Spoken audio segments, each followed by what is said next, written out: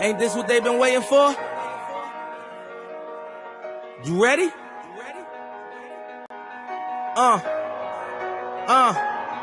I used to pray for times like this, to rhyme like this, so I had to grind like that, to shine like this. In a matter of time I spent on some locked up in the back of the paddy wagon, cuffs locked on wrist. See my dreams unfold, nightmares come true. It was time to marry the game, and I said, yeah, I do. If you want it, you gotta see it with a clear eye view. Got shorty, she tryna bless me like I said I do, like a sneeze. Please for them trick and squeeze, I'm getting cream. Never let them get in between of what we started. Look, but I'm lying hearted. They love me when I was stuck and they hated when I departed. I go and get it regardless. Draw it like I'm an artist, no crawling. Went straight to walking with foreigns in my garages or foreign menage. And sucking and swallowing anything for $1. They tell me get him, I got him. I did it without an album. I did it with Mariah.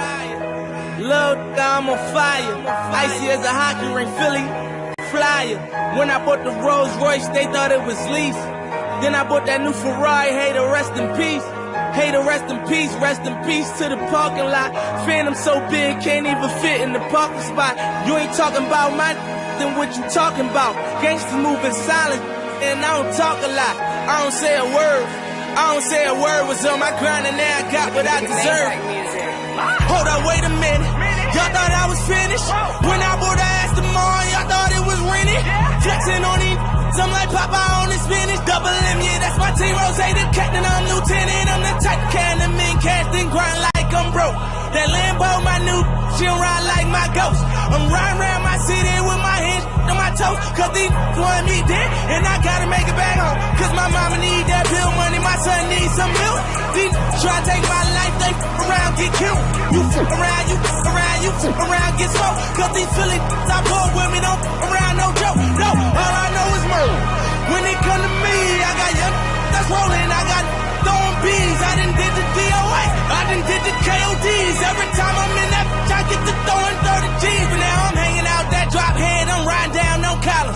They let me earn back home, that young be wildin'. We young, we mobbin', like Batman and with Robin. This two-door Maybach with my seat on reclining. I'm like, real, what up? Real, what up? If you ain't about that murder game, then shut up. If you dip me in your rats, I get your pussy stuck up. When you touch down in my hood, no, that tour life ain't good. Kept me down in MIA, and that heat game on wood. With that Puma life on my feet, like that little engine I could. Boy, I slide down in your block, back on 12 o'clock. And they be throwing deuces on the same, they watch. And I'm the king of my city, cause I'm still calling them shots. And these lanes talking that bull, the same, that flop. I'm the same from Birch Street with them that braids that lock. The same that came up and I had to wait for my spot. And he waiting on me, waiting on me. Still on that hood, my Rolls Royce on E, they gon' remember me. I say remember me. So much money, all your friends turn to your enemy. And when this beef, I turn my enemies to memories. We them, they go for 40, ain't no 10 the key. Hold up, broke, turn rich. Love the game like Mitch. And if I leave you, they ain't done pretty home. Gon' still my. It was something about that rollie when he first touched my wrist. Had me feeling like that dope boy when he first touched that. I'm gone. Mic check. Mic check. Who with me? Let me know if you hear. I am on a serious delay right now. Let me know if you in the building. What's up, Donnie? Kim, Andrea, Michelle, Scott. Who else here? Jenny over on Facebook. Or excuse me, Jenny. And she made a comment about it too. Jenny over on YouTube. Mama Birch. I'm going to have to ask Mama Birch if she want me to call her Mama Lavender. I don't know. I mean, you know, I always call Big Birch Birch. We always called her kids, my family, big bro, little sis, and, you know, shit like that. But I never asked Mama Birch if she wanted me to call her. You know what I'm saying? I don't know. Mama Birch, put it in there. Tracy Dillingham, what's good? Edward, what's happening? Preston, what's good over on YouTube? Lonely Land is what I call YouTube. First of the year, we're going strictly YouTube, just to let you guys know. Okay? Facebook been tripping lately. I'm not tripping on them. Lamont Jones, what's good? They Facebook tends to take down videos every 30 days now. Who can I want people to be able to go back and watch days, and I can reference and say, hey, remember November the 13th or whatever. And you can't really do that on Facebook anymore. Hey, look, I'm only gonna be here for a minute, y'all. I got things going on today. Mama Birch said, Birch always. I ain't never called. I think I call I don't know, maybe I used to call Tina sis, Mama Birch, but I think they used to call her Tina Lavender.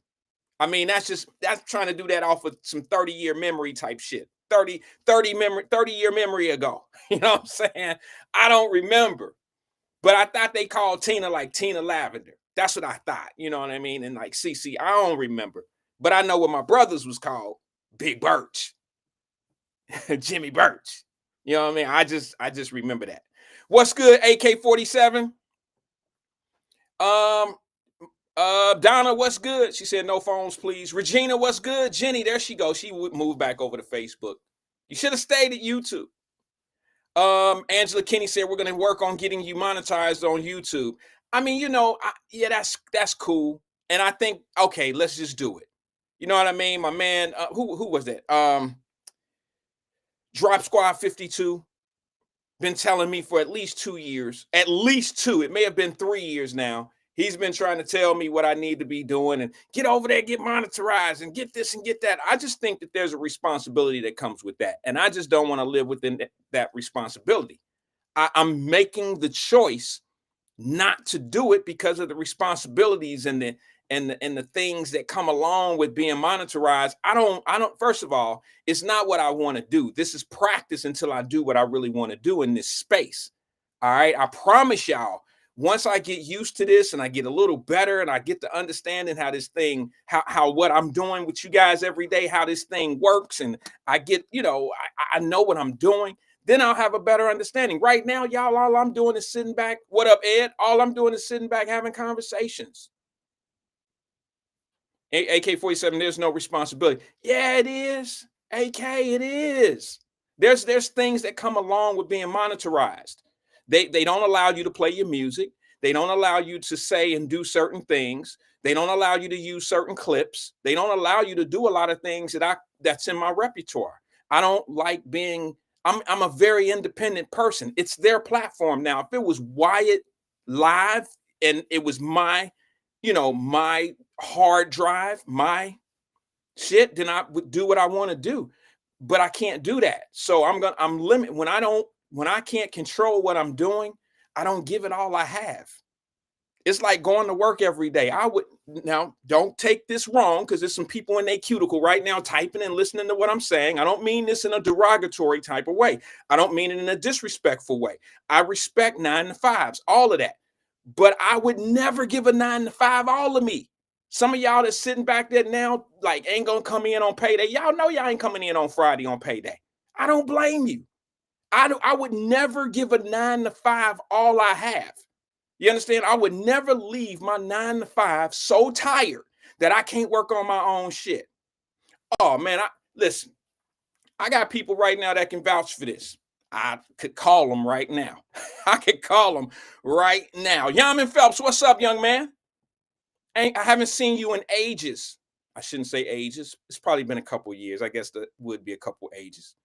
I hope you're doing well, young man. I wish you all the best. I don't know if you're still hitting that bag, but I always thought you was a sharp little fighter, bro. So push forward, keep doing whatever you want to do. Never let your dreams go by the wayside. Never let people be happy that you didn't fulfill your dreams, young man. Keep going. Push. Get with the right people. Get with the right people. A lot of people don't understand that you are only as good as your team. No person can do it by themselves. Okay? Stay away from dirty people that don't have your best interest at heart. If they put themselves first in your camp, it ain't about you. It's about them. Always remember that, brother. Always remember that. What was I saying? Somebody remind me. What was I saying?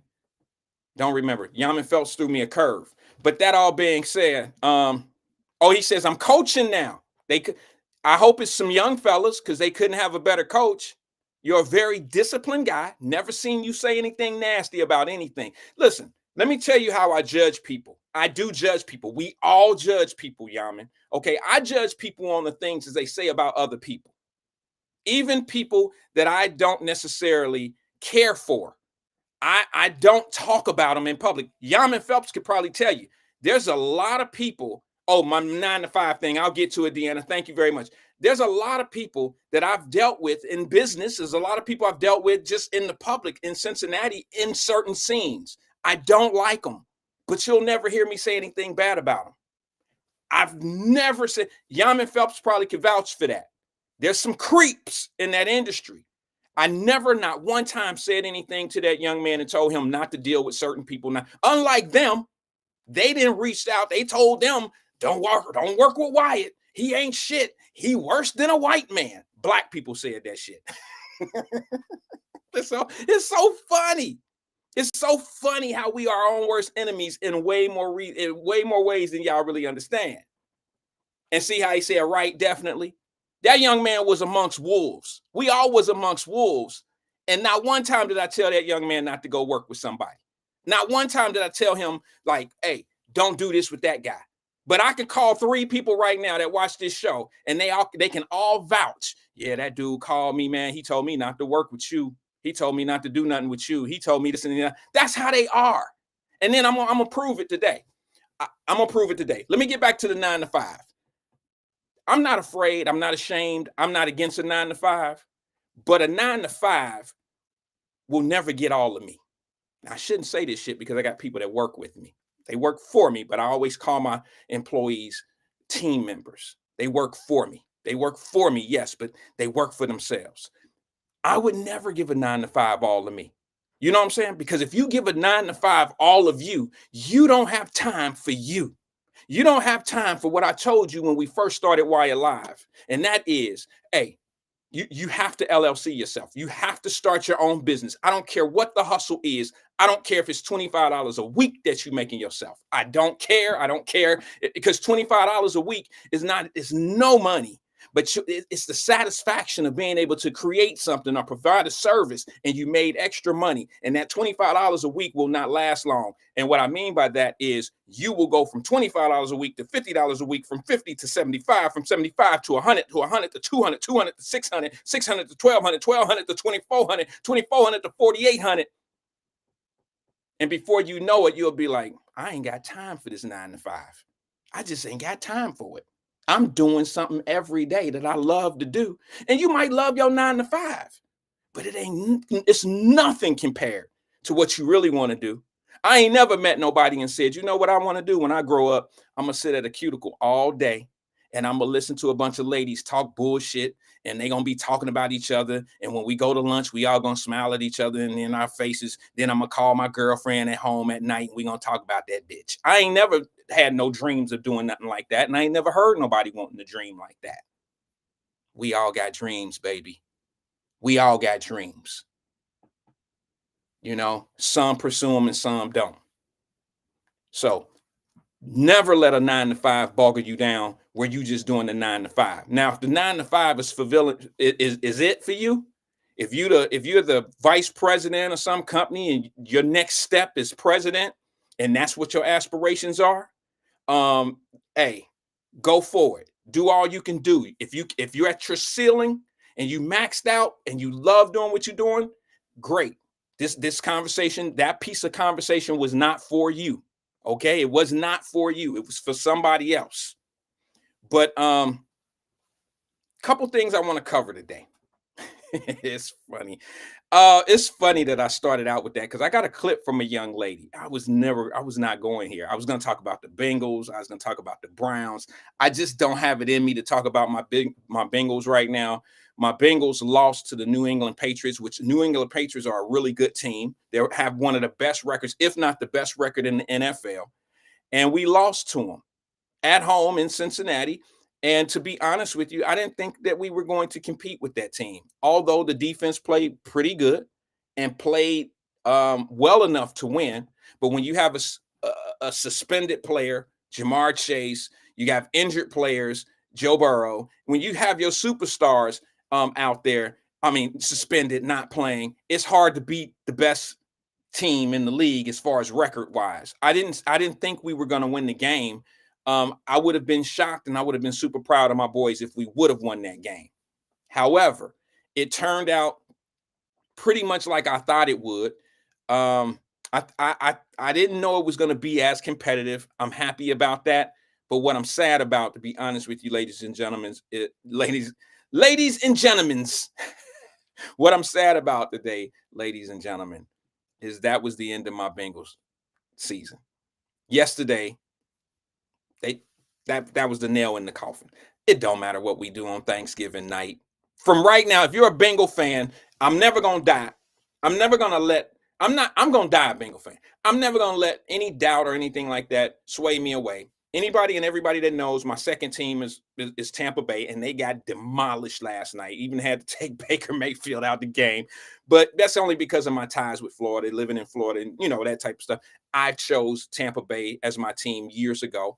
Before we had Tom Brady and the whole nine, I was taking some pounding. It felt bad having a bad team in Florida and a bad team in Ohio. That felt real bad. I'm telling you, it felt horrible. But I'm an NFL, I love the NFL. But now I'm just going to be honest. I'm a realistic person. The season is over for my Cincinnati Bengals. And right now, there's no hope for anything else. I'm going to be the first to say it online. I'm going to be the first guy on the show to say it. I don't know. I know my show don't go real far in Ohio, in Cincinnati. It's time to get rid of Zach. It's time to get rid of Zach. I don't like coaches that have this fake ass approach that everything is good. We just didn't have it today. I don't like that shit. I like them I like little league coaches. Them motherfuckers came out here and you know what? On Monday practice. We running laps.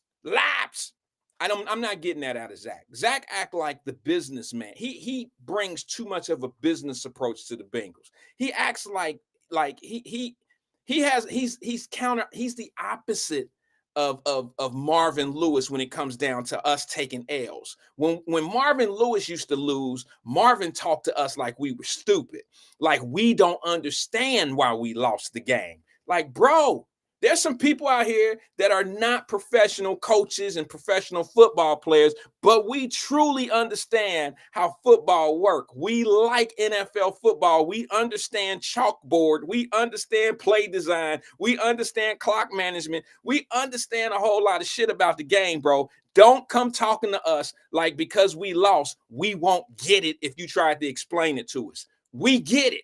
We're not average fans. Some of us actually played the game and understand, positioning of players. We understand what play calls should be made. Marvin Lewis used to talk down to the fans. I'm just being honest with you. Now, Zach Taylor, he's talking not necessarily down to the fans, but what he is doing, ladies and gentlemen, he is talking to fans with this fake ass hope and this fake ass reality that everything is good. We just one snap away from being better. And that's just not true. We a whole lot of snaps away from being better in Cincinnati. I promise you.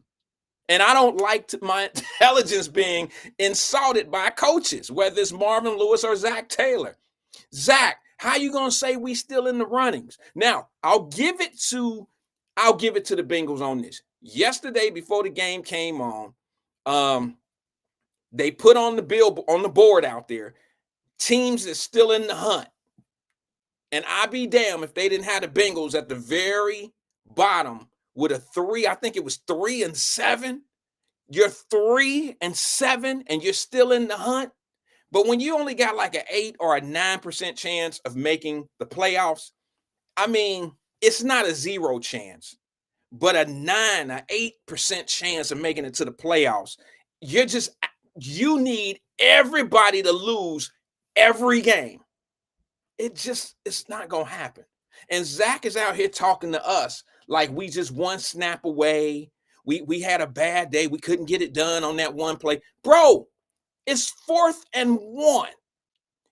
I don't care if it's 4th and 1 and we at their 5-yard line or if we're at their 10-yard line. Damn it, we're 3-7 and we got to win. and we're already down 14 points. We were down like 13 points or something like that in the third quarter.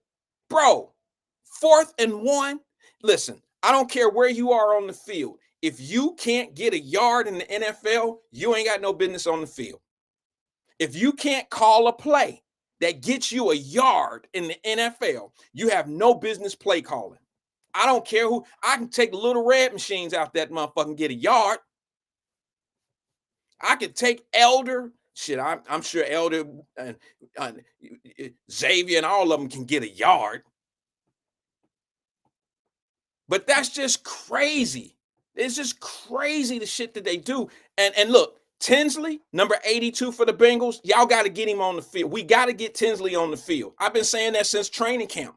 That kid been out there killing shit, tap dancing down the lines, catching acrobatic shit over his back, one hand, coming to, and he ain't breaking. He's not breaking. Shit, T. Higgins get hit. You don't know if he gonna get up. Never.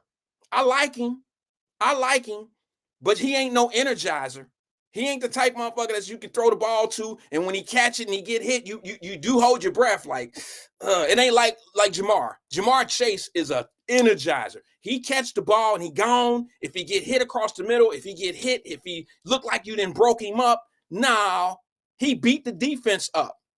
He beat them up before they hit him all crazy, and Jamar Chase be out there. That wasn't shit. Oh, that tickled. You know what I'm saying? Jamar Chase is a beast. Tinsley, you got to get him on the field. I don't care if he's what was that one kid's name that we had? He left Cincinnati. He made his name in Cincinnati and he went off to He went off to Detroit. He was a slot receiver. Actually, he was a wide out, but he ended up turning into a slot receiver. I don't remember his name. I can't think of his name. It was just a couple years ago. They let him go. And I understand why they let him go. They didn't want to pay him the big money. He ended up going to Detroit and didn't really do that much. Somebody put it in the screen if you're a football guy. If you're a Bengal guy, you know who I'm talking about. But now you have to put Tinsley in there. Tinsley should be in there over Jones. That one kid, the kid Ukalagli, whatever his name is, number 80 or 81, whatever his name is. I got Tinsley over. He's the best. He's the third best receiver on the team. He might, if he got some game, if he got some game time, he might be the second best receiver on the team. I don't know if he's T. Higgins yet, but the catches that kid have been making and the routes that he run, I think he's more versatile than T. Higgins. That's just me. I don't think that he has the leaping ability and the downfield stretch that T. Higgins has. But other than that, bro, this kid, I mean, he's gonna catch the ball if it hit his hands. Okay, he's gonna catch that ball if it hit his hands, and that's all you need in a receiver. He don't have to get 15, 20 yards after the catch. Just catch the ball. Just catch the ball. Run the route to get us what we need. Catch the ball, and let's move on to the next play. Let me go to this one thing real fast before I get in the topic. The Cleveland Browns. I can't become a Cleveland Brown fan. I just can't do it. But I am a Shedeur Sanders fan. Anybody that knows me know that I'm a Shedeur Sanders fan. I've been a Shedeur Sanders fan ever since his dad brought up them kids and moved them into his crib, and they've been playing little league football. I've been a Shedeur Sanders. Actually, it's a little bit after that, obviously. I know the story about Deion bringing in the kids, you know, Travis Hunter and all those guys, and a few others. But I've been a Shedeur Sanders fan since Jackson State. Okay, I didn't know what he was doing in little league football. I was just talking shit. But I've been a Shedeur Sanders fan since Jackson State. Y'all know I was wearing Jackson State's apparel. I was supporting the school. I was buying the jerseys, doing all I could to support Shedeur Sanders and Deion Sanders in their thing. Let me tell you why I like Shedeur Sanders. Because he's a well-leveled-headed young man who's been raised rich. You would never know it. Outside of the cars and the jewelry that he wear, that these young people do. Tell me a young person that's his age that wouldn't do that if they had it. Who wouldn't do the arm like this with the watch like this, wouldn't ride in a Maybach if they could. Tell me a young rich a little kid that if they were rich, they wouldn't do that. And tell me a young man that comes from a 30,000 square foot lifestyle at a young age. Tell me one that's that respectable. Respect his elders, respect the media. Don't say anything. He's not a troubled kid. He got a speeding ticket up in Cleveland during training camp, and they tried to make it into something like he was a drug guy or some shit. He got a speeding ticket. And y'all mad because he had a Hemi? He had a nice car, a fast car, and imagine that. A young man got caught in a fast car speeding. Damn, you would have thought he was in the mob the way the media tried to cover that shit. Oh, he's trouble. He's going to be trouble up in Cleveland. Yeah, okay. So you telling me Baker Mayfield, my quarterback down in Tampa, who was in Cleveland, wasn't getting wasn't getting speeding tickets? Sure he was. You telling me some of the receivers and linebackers of the Cleveland Browns don't get tickets? Come on, get out of here with that shit. Shedeur Sanders is the nicest kid in the NFL with all that attention. Nobody in the NFL gets as much attention as Shedeur Sanders and has the type of attitude that he has. He's a great young man. You see what I'm saying? He's a super nice kid. And I'm going to give it to his parents. I know they're not really together. You know what I mean? They're not together, but they raised him together. And that's the reason why he is who he is. That's the reason why he's such a well-mannered individual. That's why he's so diverse. He can play with the big fishes and he can play with the dirty ones too. And you can't say he ain't shit. I don't know too many people that can take an NFL hit like he's been taking NFL hits. I don't know how many people can go through that trial and tribulation of the mind, get up every day and thank God. You can't show me a better guy in the NFL. I can show you some that are just like him, but you can't show me a better guy in the NFL than Shedeur Sanders. Now, here's what I'll say. Last week, I wasn't feeling Shedeur Sanders starting. Wasn't feeling it because, and I was wrong. I'm gonna openly admit I was wrong. I want him to succeed. I just don't know if Cleveland is where it needs. If Cleveland is it. Cleveland is a bad organization. Cleveland has a bad offensive line. Their defense is solid, but they're just not set up for a quarterback to succeed. That's why none of them ever do. Here's what I didn't do. I told us on the air last week, I didn't want to see Shedeur Sanders start. I didn't want to see him get damaged in his career by being with Cleveland because it's not a good fit. I said that. And here's what I didn't do. I didn't do my due diligence and even look. It didn't matter to me at the time, but I should have. I didn't do my due diligence. I didn't see who he was playing against this weekend, which was the Las Vegas Raiders, who had just as bad of a record as Cleveland Browns. And Shedeur Sanders made their defense look as bad as their defense really is. That defense is horrible. It's a bad weekend in Cincinnati horrible. You know how that weekend where the Bengals couldn't tackle and it seemed like they were getting no pressure on the quarterback. I mean, yeah, it was that type of bad. And I think Shedeur Sanders did an excellent job. Now, his numbers don't really, his numbers don't ring the alarm. I'm going to be honest. I love the kid, but his numbers probably wouldn't have won anywhere else in the NFL on Sunday. He happened to beat probably the worst team in the NFL. For me to sit here and say, my God, he shined, I can't say that. For me to say that his performance would beat a high caliber NFL defense, I honestly can't say that. But am I happy for him? Yeah. But would he have done that to the New England Patriots defense? No. I don't even think he would have done that. Well, you know what? I was going to say the Bengals defense, but I could be wrong. See, Bengals have a problem in their the coaching area, calling plays, putting pressure. We can't put pressure on quarterbacks. You understand? And we that's the key. You have to pressure quarterbacks. If a quarterback have so much time to throw the ball, your defense is in trouble. I don't care who you got. Deion Sanders can't check somebody all day and the quarterback got all the time. You know what I'm saying? When Deion was primetime Deion Sanders, he would have his man shut down for the 3 or 4 seconds. After 3 or 4 seconds, Deion is out there on his own. And if you got a running back, a quarterback that's back there running around, it's hard for even Deion Sanders to be able to keep up with his man if the quarterback got all day. So Shedeur Sanders, shout out to you. I'm glad you were able to get that win. You've done something that no quarterback has ever done before in Cleveland. I'm proud of you for that, young man. I wish you well. I hope you, I love the fact that you were able to say this was just 1 week's preparation. That's not true, but I respect what you said.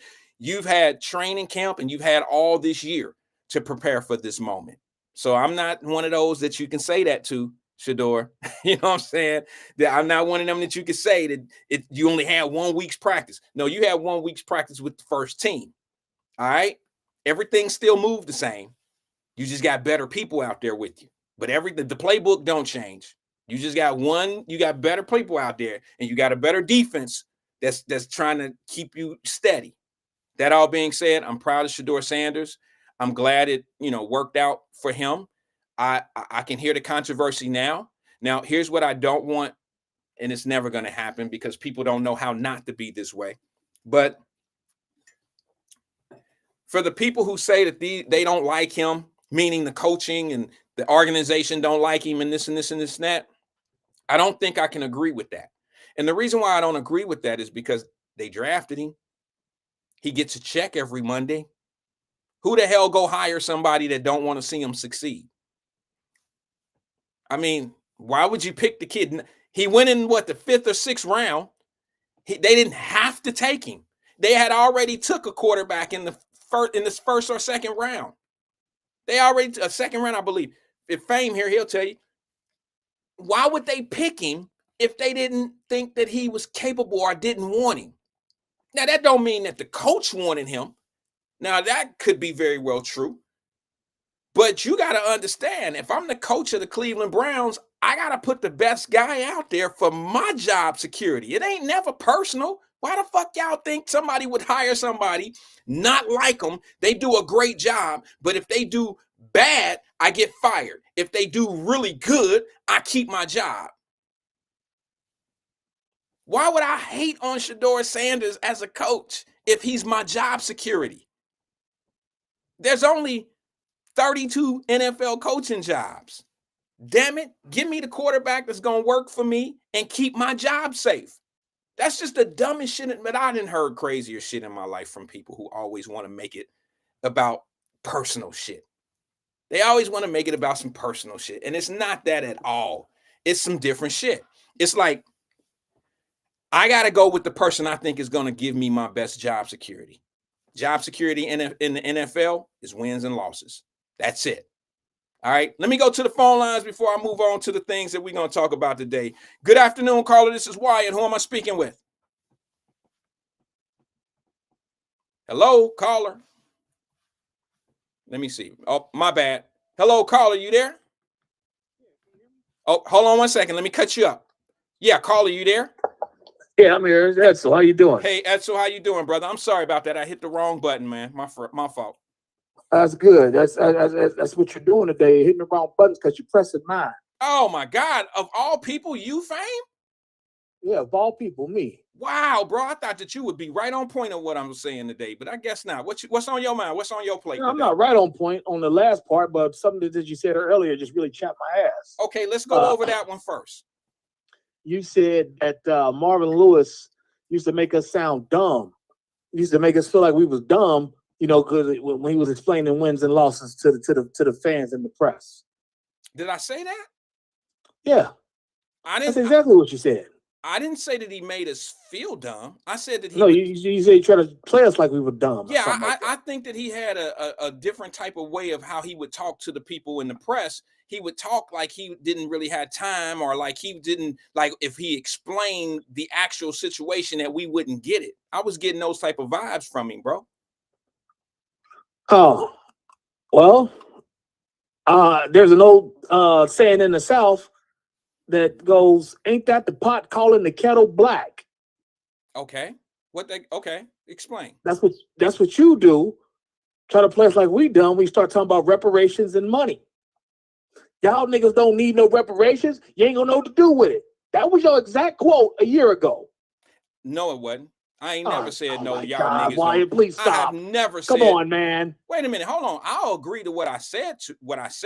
but you ain't about to put it in the air like I said it like that. That was your exact quote. No, it wasn't. Okay, I take that back. You didn't say niggas. Okay, that's one. You said black folks.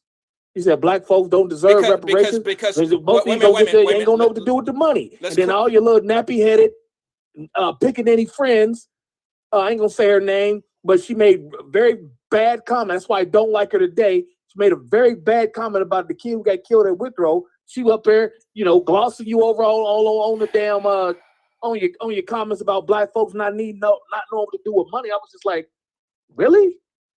I was like, are these black people serious talking about us like that?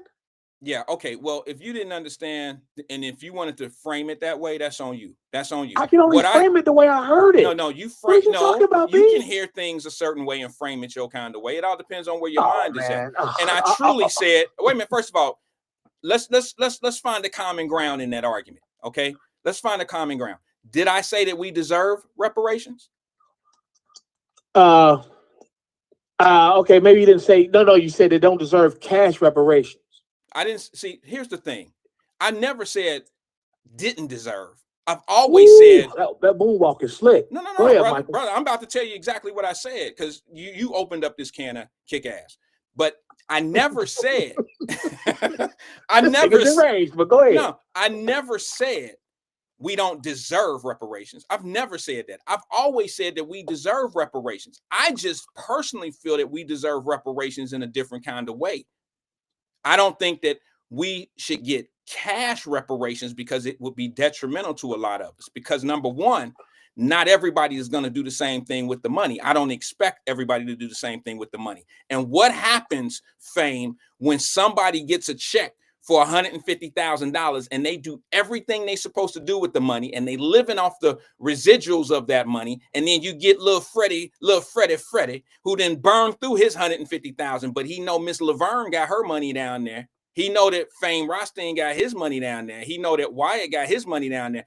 Then crime tends to pick up a little bit because we don't care that we went through ours. I'm coming to get yours. So that was one of the ways I was looking at it. My other way of looking at it was reparations should be something that is a guaranteed stay around in each individual's life for 20 to 25 years. And the way you guarantee something in somebody's life for 25 years, you have to open up, I don't want to say programs, but you have to put things in policy. Like for instance, Fame, it would be worth it more than if you got $150,000 than all your kids being able to go to college for free. What's more important? See, I can burn through $150,000 sending not just one kid to college, not two, but just one. So if I get $150,000 and I end up supporting my kids in their education, my money gone. But what if I can get reparations in a whole lot of different ways in tax reform, free college and universities? That's stuff that you can pass on from kid to kid to kid that never go away. And you can't take an education back. That don't have an expiration date, nor does it have a zero balance. I couldn't agree less with either one of those with a situation. Fine, brother. Maybe you're not one of those. And see, I don't want to say it like this because you're gonna think you think I'm gonna be pressing on you. But everybody don't value, and this ain't to you, okay, bro? This is not to you. Don't take it. You know you be all sensitive and shit sometimes. But listen, because you was in the chat sensitive the other day, as I remind you. But all I'm saying to you is this, brother. Not everybody grow up the same, feeling the same way about their kids as far as what they should be doing for their kids. Well, I'll just say this. One, first and foremost, you're insisting upon yourself. Okay. Whatever. You're insisting upon yourself. You are. Bro. Okay. Number one. Whatever, bro. Number two, crime begets crime. The need for reparations is because of crime. Snatching the black people from our homeland and bringing them, taking them across, dropping them off. So that's what you want reparations for? That's what you want reparations for? Well, the whole wait a minute, just yes or no, bro. They did, wait a minute, yes or no? Yes or no? Do you want wait a minute, hold on, bro. Do you want reparations for the snatching of black folks from Africa? Yes or no? Yeah, I think there's. So when was the last time you opened your mouth? Yes. When was the last time you opened your mouth about maybe going after Africa? Because Africa sold us to this land. If you believe that that's what they told you. Oh no. See, you believe no, what they told you. There is no. No, Don't yes, play it me is, like brother. that. That's what You you believe that they told you. Okay, let me ask you something, bro. You're a reader of the book Roots, right? Yeah. Okay. Read it, watched it. The first version. I ain't watched Okay. the So second version. Was that a true story?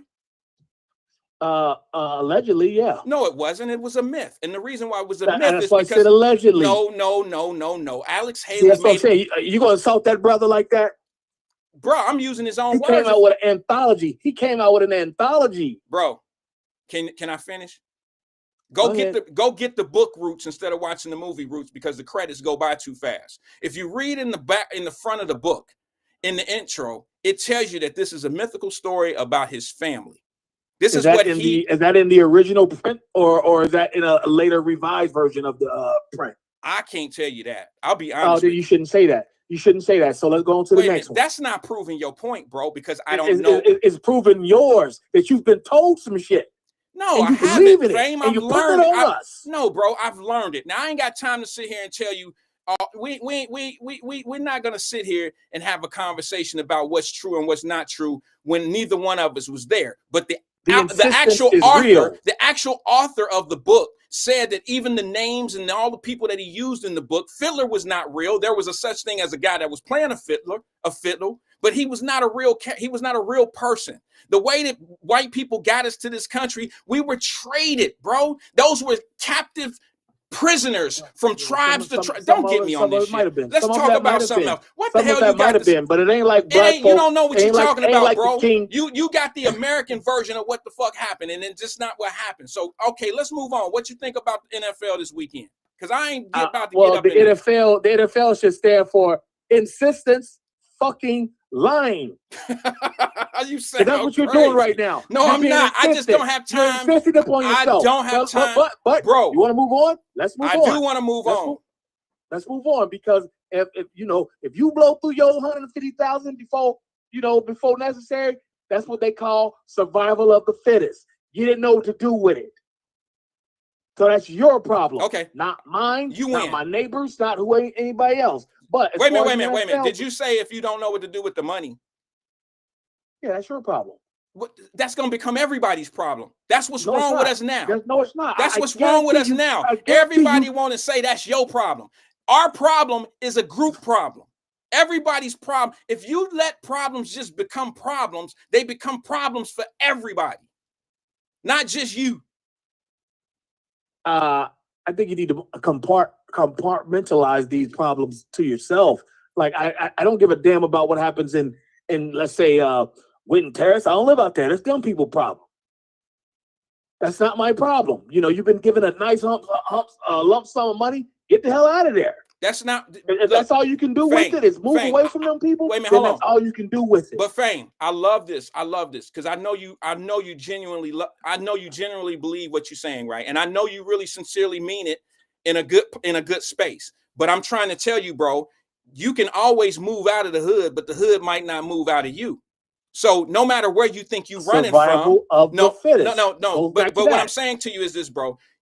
How many times have you seen people get a little bit of money, move out of their situation, but then they end up back in their situation because they didn't know what to do with the little bit of money that they had to be able to do something different? You can move out of the hood, but the hood don't always move out of you, bro.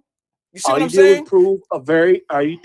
By saying this, all you're doing is proving a very well-known and debated scientific theory called Darwinism. That's all. Bro. That's all you're doing. Okay. The insistence is real. Okay. Now, all right. Shedeur Sanders, I'm a huge fan, much like you, because I was a fan of his dad. Mm-hmm. Just like I was a fan of when I watched wrestling, I was a fan of The Rock and Goldust because I was a fan of their dads.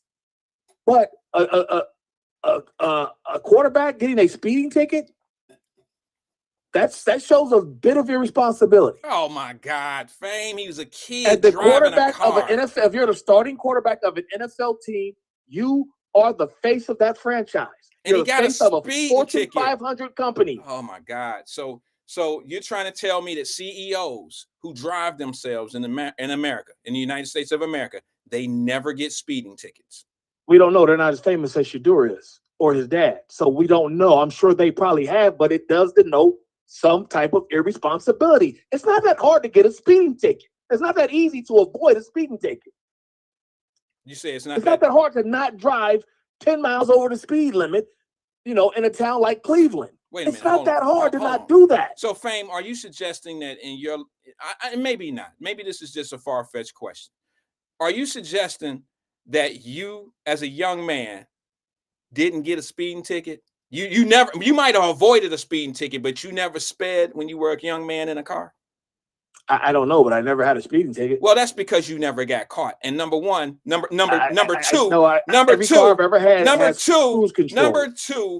two, your name is not Shador Sanders. And when they run your plate, it's not a high profile stop. Case in point, right there. You're Shador Sanders. You're a very well-known personality. You just got drafted in the NFL. Why would you be ripping and running through Cleveland like that? Wait a minute. Speeding. A speeding ticket. Come on, man. You just said it for yourself. Fame. You're Shador Sanders. Wait, hold on. A speeding ticket does not. Okay. Wait a minute, CEO bro. got killed down there in Cincinnati. Hold on. Let me finish this point. Go ahead. I'm sorry. Who's that white lady who been on the news because her husband got killed as he was walking into his house down there and over the Rhine? Oh, the lady who they had the gym and all that downtown. You talking about that lady? Yeah. Some guy broke in their house and stabbed him. That one you and talking shanked him. Yeah, he was a CEO. Maybe he had maybe he had an egregious driving record. We didn't know. He's not famous. Shador Sanders, you're famous. You're a hot button issue. Matter of fact, you might even want to have a driver. Well, you know what? Here's the thing. Let's just say, for instance, let me use your point and say that you might have a point there. But here's what I didn't hear. I didn't hear that the speed limit was 70 miles an hour and they caught him and they clocked him at 112. I didn't hear it that way. I didn't hear that they pulled him over for a speeding ticket and that he had drugs in the car or marijuana smell or, something that made him a bad characteristic person. I didn't hear all of that. I heard a kid at 22 years old get pulled over for speeding. And that's generally the reason why insurance go up on parents between the ages of 16 and 25. That's why the rates are higher for kids in that age group because they make mistakes like that. Shador Sanders is still a 22-year-old kid. I mean, he's not a kid, but he's a 22-year-old person who don't quite see things like a 40 or a 50-year-old would in life. Which is shameful because his dad did instantly. Well, you know what? His dad coming into the NFL, his dad did. Let's be honest, bro. Shador Sanders, coming from the pedigree that he came from, living in a 30,000 square foot home as a kid, having all the privileges in the world, I would think that most people would think that he would be a pain in the ass, a selfish, somebody you can't be around, a Carlton from Fresh Prince ass little dude. That's what I would think he would be. Most people would think he was that. And by the contrary, he is totally the opposite of that. He's a good kid who made a mistake on driving one time, who was prepared this weekend to play football. Yeah, he was prepared for this weekend. Okay, so that sounds like a responsible person. The arrogance and after the game, all my haters want to see me fail. They're not going to. Like, they do. That's what I'm saying. You don't put. You starting to sound like one of them. Like that. You starting to sound like one of them. You starting to sound like you want to hear the guy fail. I'm not a hater at all, but I'm a realist. Trust me, I rock with Shador Sanders. No, you don't. See, that's what I'm saying. Okay, well, since you say I don't, okay, we'll just move on because there's no need in arguing what I know and what you just want to project to some pickaninnies. No, that's what you said something that just sounded obviously untrue. And you said something that was obviously insulting. Okay. Said that we won't know what to do with cash reparations. And this was at the same time you were selling merchandise. So what you were saying was, y'all niggas don't deserve no cash reparation, but why don't y'all buy my motherfucking products? You sound crazy. You just be making shit up, bro. Last year you wasn't selling merch last year? I was selling T-shirts. Yes. That's merch. That's merch. You want us to spend that on our hard-earned reparations check. Fame, move on. You sound crazy. When the hell did you all of a sudden start stuttering? I'm not stuttering. I just need you to move on. Okay. Oh yeah, you You may, don't like that. Okay. Remember, Okay. Wyatt, Let me say this so you'll feel Cincinnati. better. I blow up the negatives so that the people can see the bigger picture. So they're seeing the bigger picture. So that's a horrible sales approach. If I'm in sales and I say y'all don't know what to do with y'all money, but spend it with me. That's a horrible. That would be a horrible sell approach. That was a synthesized. No, that was some made up shit. You can synthesize it was synthesized because that's what you were doing. You were selling merch and telling us at the same time y'all don't deserve reparations. See, you keep using that word deserve. Cash reparations. You keep using that word deserve. Fame. Let me ask you one. No, don't try to. I'm not. I just got to ask you a question, bro. It's a little personal, but it's not out of bounds. Okay, it's a little personal. How many children do you have? That's out of bounds. It's not. My Fame. kids It's not a nasty. That's out of bounds. It's not a nasty question. None of my kids are famous. Wait a minute. None of my kids are NFL quarterbacks. No. It ain't even going there. I'm talking about the reparations thing, bro. Stay with me just for 1 second.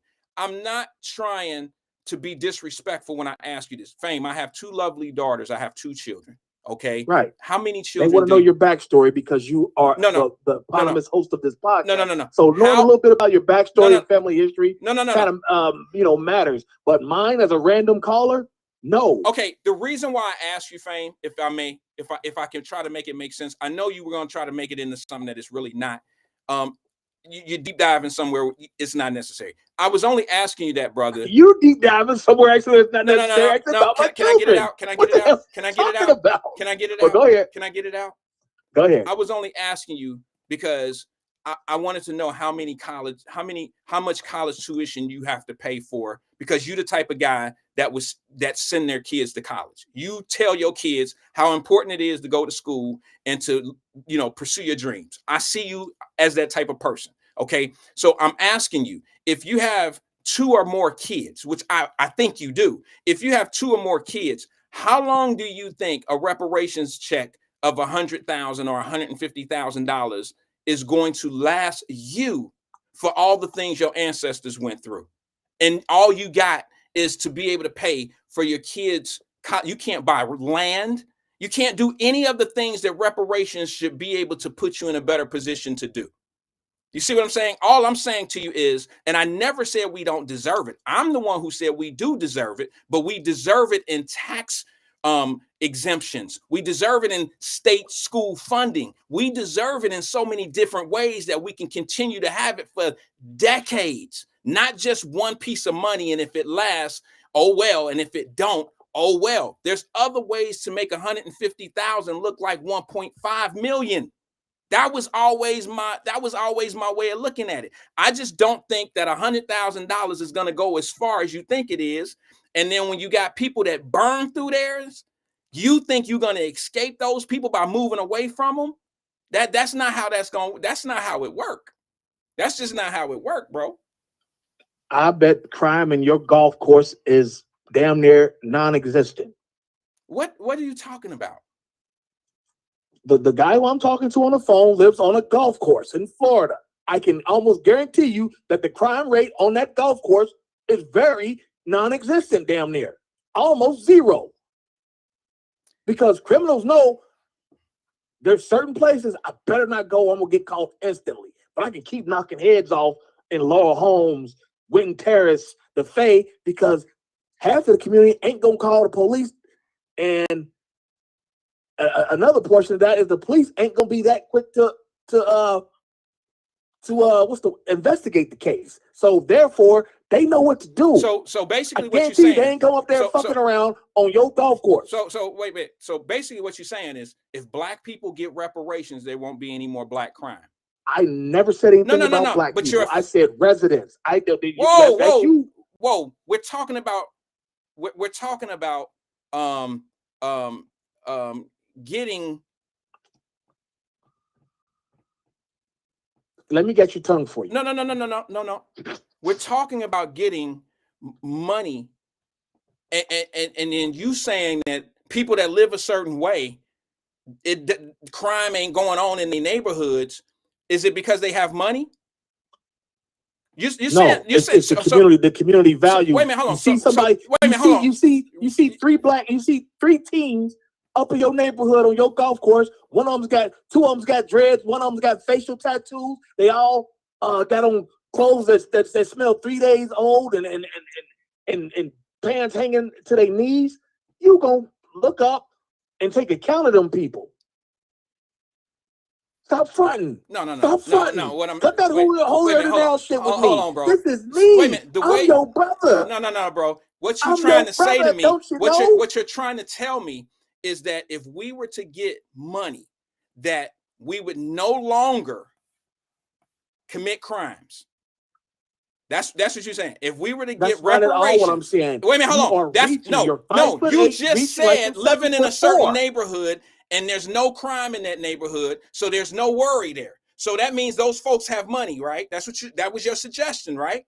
So, okay, so you're saying that if you get reparations, that if everybody got $150,000, how long do you think it'll be before? Okay, you're saying crime will just stop if everybody had the money?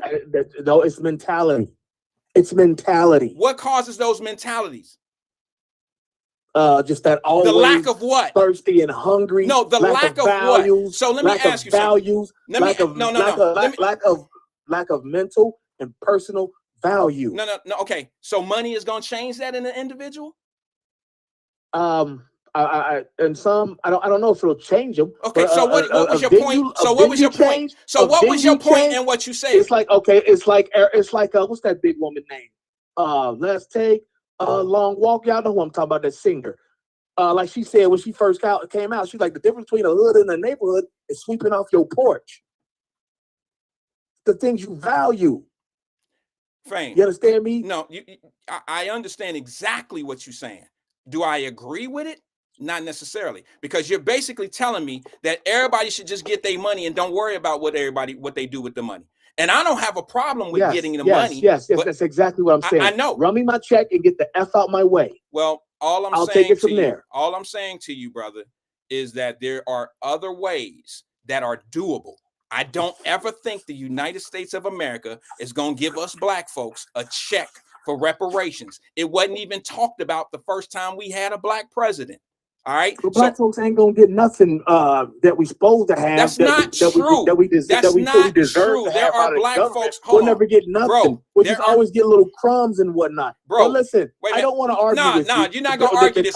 We've been on the call for way too long. I'm gonna give you the last. Run. Just like at the beginning, you was backpedaling and moonwalking away from your point. I'm gonna run and get out of here unless you think you came up with some micro victory to use your lingo. I do have a micro victory. I'm gonna let you have that just because I gotta go. The kids is in the park, mine are out of school this week. So the whole week. So it is what it is. I gotta go back here and finish my daddy daycare duties. It's been real. I had fun. We'll chat it up again sometime after the holiday. Y'all stay off that pork.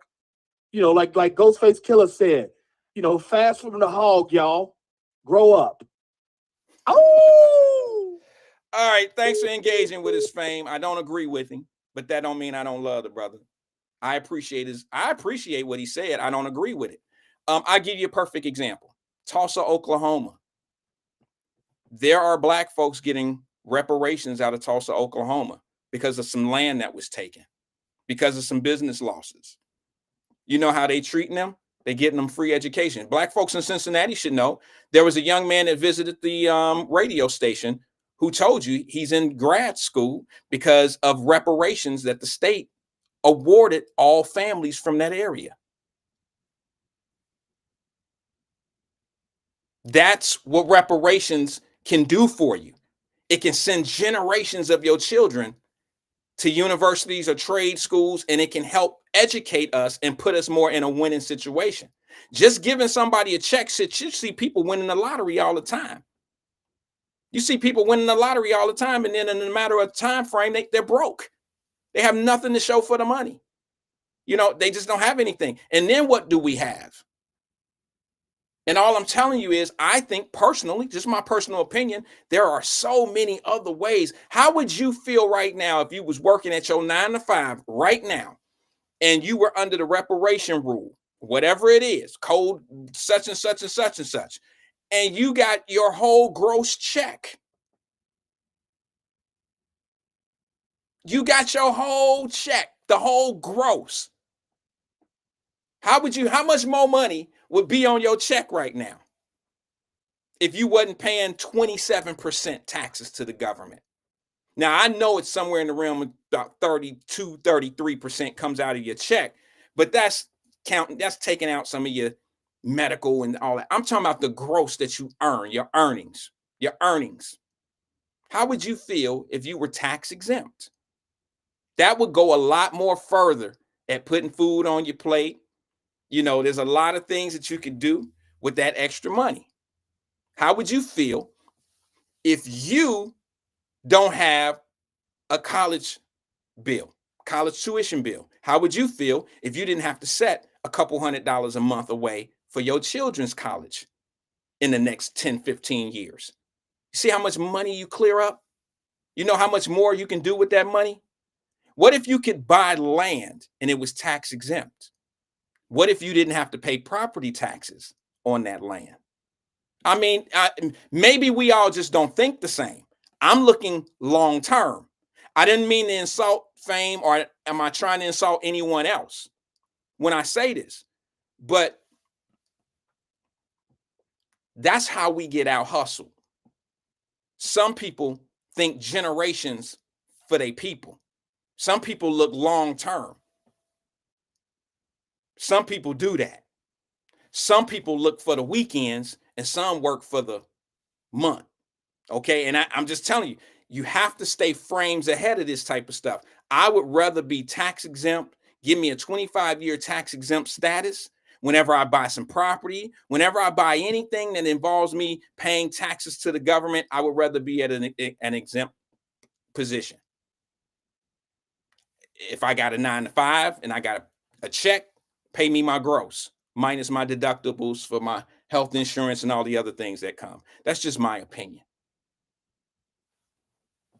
I know you would be in a better position to buy things and do things because your debt to income would be a lot less because you have more money. I know you would be, with that and combined with, okay, let's get the credit scores a certain place. So now not only do you have more money towards, purchase of land or property or whatever, now you don't need a minimum of 650 credit score. Maybe, I don't know. It could be something different. But there are so many things in the way of succeeding that if those things weren't there and you were given the opportunity to do so and had more money to spend to be able to do it, I think our arguments would be a little bit different. And the argument that Fame brought in about somebody being, I don't remember exactly what he said about, people get money and they move out of those neighborhoods. It happens every day, but that don't mean the neighborhood moved out of that person. It don't mean that. I mean, I could point to 5 neighborhoods in the city of Cincinnati that can prove my point, that were vibrant communities back in the day, from Forest Park to Fairfield, and I know another area now, Anderson. I know some areas that have been gentrified or whatever y'all want to call it, and people think it's a come up, and all they doing is moving right next door to the person that they was with before. And ain't nothing changed but the address and a little bit of grass in the front yard, but everything else is still the same. Damn, I miss Fame being on the phone, because I know that he would probably appreciate one of the stories I wanted to talk about, because he's a sports guy. It looks like Ohio just passed this NIL situation for high school sports. Damn, I should have asked him about that. What his feeling is. NIL is name, image, and likings or something. Name, image, what is it? Name, image, and likelessness. Something. I don't know. Your who you are. Your image, your name, and things about you, likely or something. I don't know exactly what the L is for. But now high school kids are going to be able to get paid off of NIL. Now it's really going to get bad. Now it's really going to get bad. And what I mean by that is likeness. Thank you, Dina. Thank you, Tiffany. Thank you, Edward. Likeness. I couldn't get that out. It was stuck. I got this retainer in and I just can't get certain likelessness. Likelessness is not it. Likeness. Thank you, Jack. Likeness. Got it. But yeah. So now these guys, thank you, Andrea, everybody putting it in there for me now. I appreciate the participation. Now it's going to get to a point where these guys can actually get paid, guys and girls, saying it in general, can get paid on their image. They can do they can do websites, they can do things that's going to get their they can get paid, they can get paid for the things that they're doing on high school fields.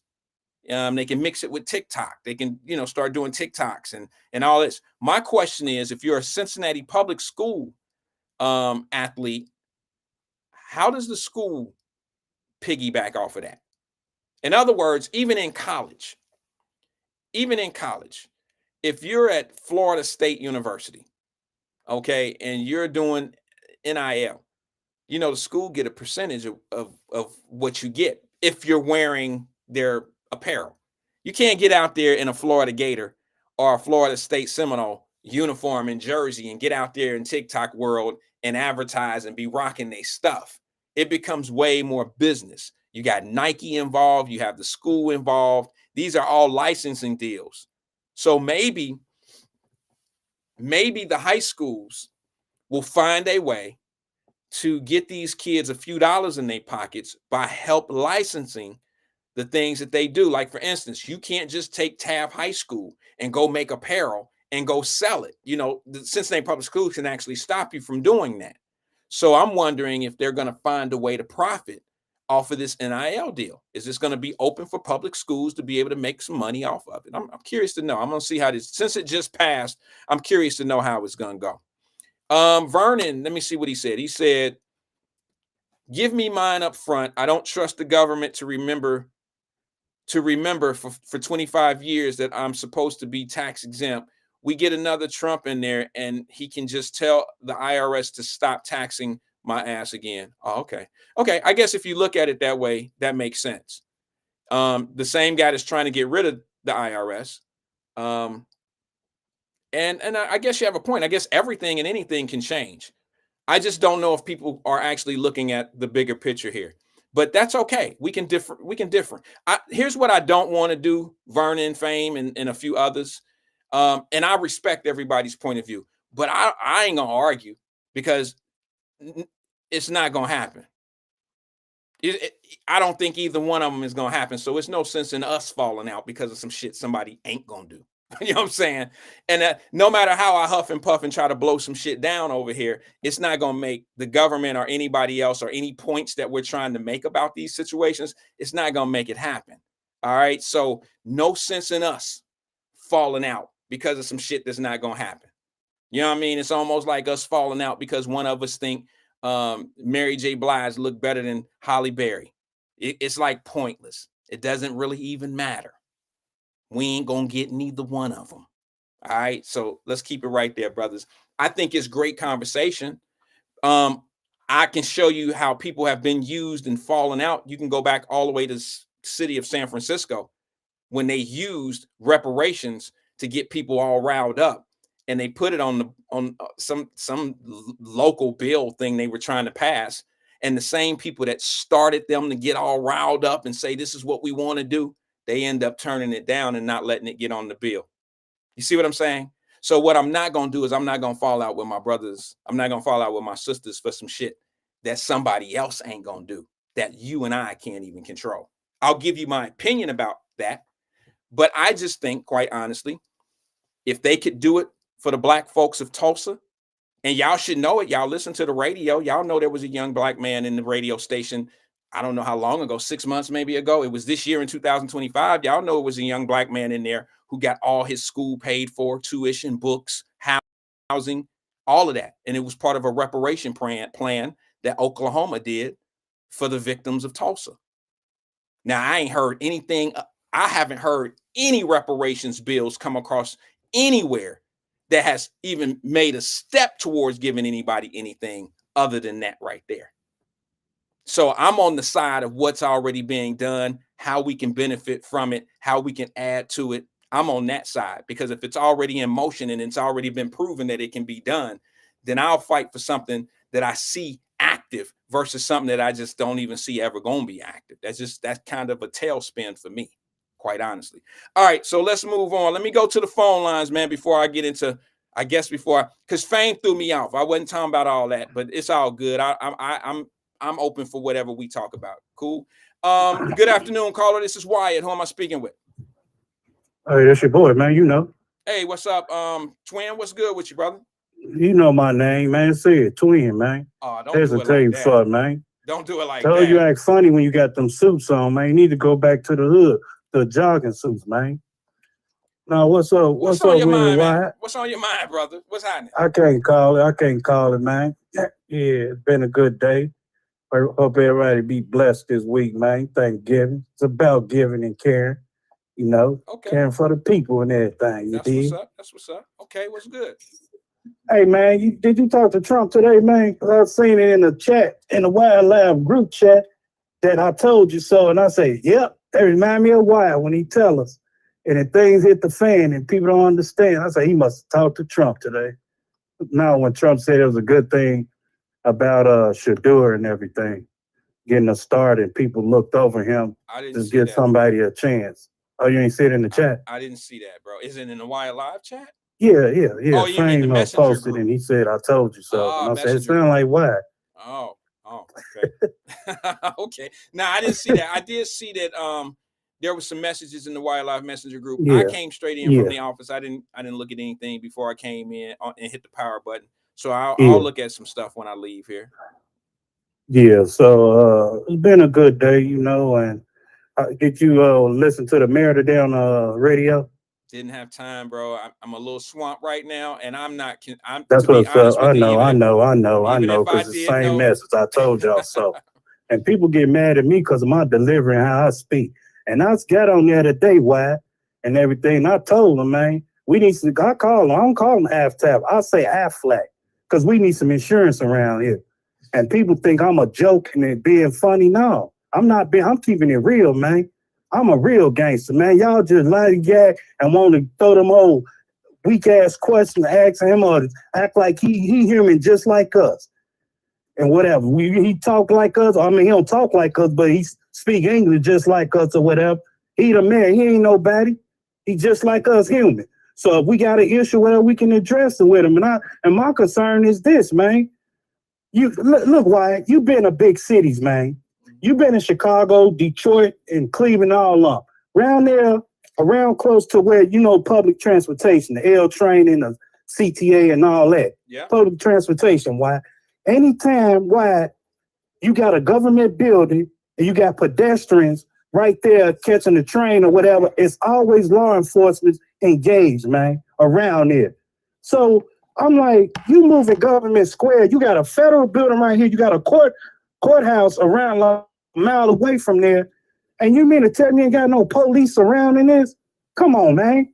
It don't make no sense to me. Why would you go after the people that you think half of them go to work and all that? Gotta catch a ride from the west side or whatever.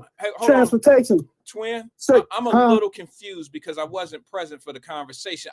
I'll be honest with you, and I don't mean this. I know, I don't understand. Bro. I'm just bringing it to your attention. I got it.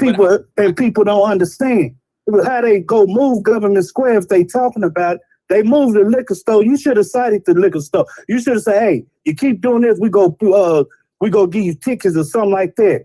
Throw scare tactics or something else. I bet you they get a move now. Hey, man, y'all can't hang around here no more. None of this no more. But y'all up there, go after the people that's doing it. Don't go after the people that's not doing it. Wait a minute. I'm just a nanofied guy. Wait a minute. Trying to make the work. So why would you put me up somewhere now I got to catch another bus or Uber because I'm late for work because this bus been shut down and he supposed to be here 20 minutes ago. Now he's shut down. Y'all don't think about nothing like this. Like you say, it's business over people. That's all that matters to them right now. Well, hell with a damn curfew and all that, man. I need to get a better understanding of what it is. I don't care if I'm not, doing it out, pushing my narrative or whatever. No. Delivery. It's not what you're talking about. It's what the situation is what I don't understand. Okay. I understand that. But my thing is this: don't let the people suffer. Go after the people who's making people suffer, man. Okay. You did this crime, you go do this thing. Okay, I understand. I'm talking about curfew and all that. Can I address one thing? I've been listening to social media and everything. I don't hear nobody, showing, taking over, crashing out at no dang on food line. Man, they faded trying to get that stomach, clear that liquor and all that. Feed they liver. And all you ain't nobody crashing out on no food line, man. Go on with that, man. Man, just say you don't want us niggas down there. Keep it real with me, man. Don't lie to them. Just keep it real. Just say us niggas ain't allowed. Basically, what y'all trying to say, man. And it's a shame how business owner got a livelihood, man, and stuff. This what they bank off of, Wyatt. And now I got to suffer because some knucklehead will come down here and terrorize the community. No, go after them. Don't shut let me eat. Y'all go eat. Out my taxes and whatever, let me eat too. Go after the people. It don't make sense to me, man. People, you don't know what you talk. Oh, that's disrespectful. Call him, man, I can say what I want to. Man, that man don't scare me. Y'all scared of because y'all scared to speak for yourself. If everything would be all right, if it's what West End do, if he went in bed with their ass, everything would be all right in the West End. But no, he's a gatekeeper, man. They pocky in his ass. Twin. What? Bro, slow down. Man? Slow down for a second. Because what I'm hearing I can't slow down, man. This motor got to keep going to get an understanding of my people, man. I'm for the people, man. I'm from the hood. I'm from the street. I don't give a fuck about no damn politics because they lie too much, man. If you ain't in the car with me and shit, get the fuck out. Twin. Get out, man. Twin, I don't understand what's going on here. You're like the thing. No, the wait. To the story, can I say something so maybe what? You can get on track? Let me say something so you can maybe get on track. Bro, you could be talking about something that is very important and relevant to something. I just don't know. You got to give it, you got to set it. Okay, here's the thing. This is not radio continuations 2.0. So the conversations that come from the radio, you can't just pick up from where they left off because everybody don't. I don't understand what you're talking about because I wasn't privileged to the conversation. So you just kind of going and going. So it ain't got to be towards the damn radio. What are you talking about, because man? You're talking about something about the community, man. But it's been going on forever. Hold on, bro. And ever. But what are you talking about, player? You're talking about a conversation that I didn't hear, so I can't plug in. It don't really have to be about the radio. It can be about what's really going on in the know. Okay. About your city. Okay. About your community. That's what, Wyatt. Okay. All I'm saying. First of all, first what you said. Wait a minute. First, you said something about a liquor store. Okay. And I was about to say something about the liquor store downtown, but then you went on to some other stuff. And I'm saying to myself, if we're gonna have a conversation, let's piece the conversation up, piece it together, and you know what I'm saying. Let's have a dialect. Let's have a conversation, not just a okay, because it starts to get overwhelming. Okay, I understand. You see what I'm saying? All I'm saying to you is I'm gonna start all the way about 7 minutes ago, and that was the liquor store. You don't know how many warnings did a liquor store downtown get before they shut down? Before they shut them down? I don't know. Okay.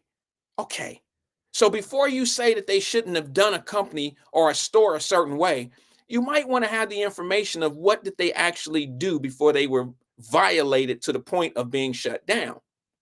Because what I know is a liquor store is probably not a very good store to be around a ton of children, especially if you have children that are irate, or not all, but if some are outrage, disrespectful. If they're going into the store, maybe the store was selling underage alcohol to underage kids. Maybe that's an assumption, but I do know one thing, that those type of stores face a lot of theft. So if you got kids going into a liquor store on a bus line and they're going in there stealing alcohol, Yeah, you could either give that store owner some options and say you need to secure your alcohol better or pick up your surveillance or your security, or we're going to have to keep giving you these fines because we see these bottles are coming from your store. And if they're not living up to their responsibility of being in that probably went location, out soliciting or something, man. huh? They probably went out soliciting or lottery in front of the stores or something. I'm pretty sure because they asked for my ID when I used to go up in there. So there's Okay, probably so then it would soliciting or too lean. many people in front of all crazy stuff. No, man. because then you would have to close all the restaurants and all the other places that are down there, and that's not what they're doing. I think yes, it is. They see a lot of us down there, and they want to do something. They want to move. Since our fault, hey man, we got to do something. You tearing our business down and everything else. No, we got to get some establishment. Hey man, can you handle this for us? No problem. Frank, Twin, I think it's just the opposite. I think that the business associations down there are calling for help, and that they're asking the mayor and city council to step up and get those kids out of there because these kids are hanging outside their businesses. Okay, go for the kids, but don't punish nobody else. Why would you move a damn bus company, a bus layover that's been down there for decades, centuries, whatever, and put it on as is a grown folk? I'm going to my 9 to 5. Right, but I don't think this motherfucker. Y'all say on y'all cars we protect and serve, right?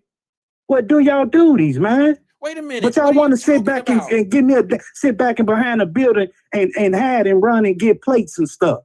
What? Come on, man. What are they? What?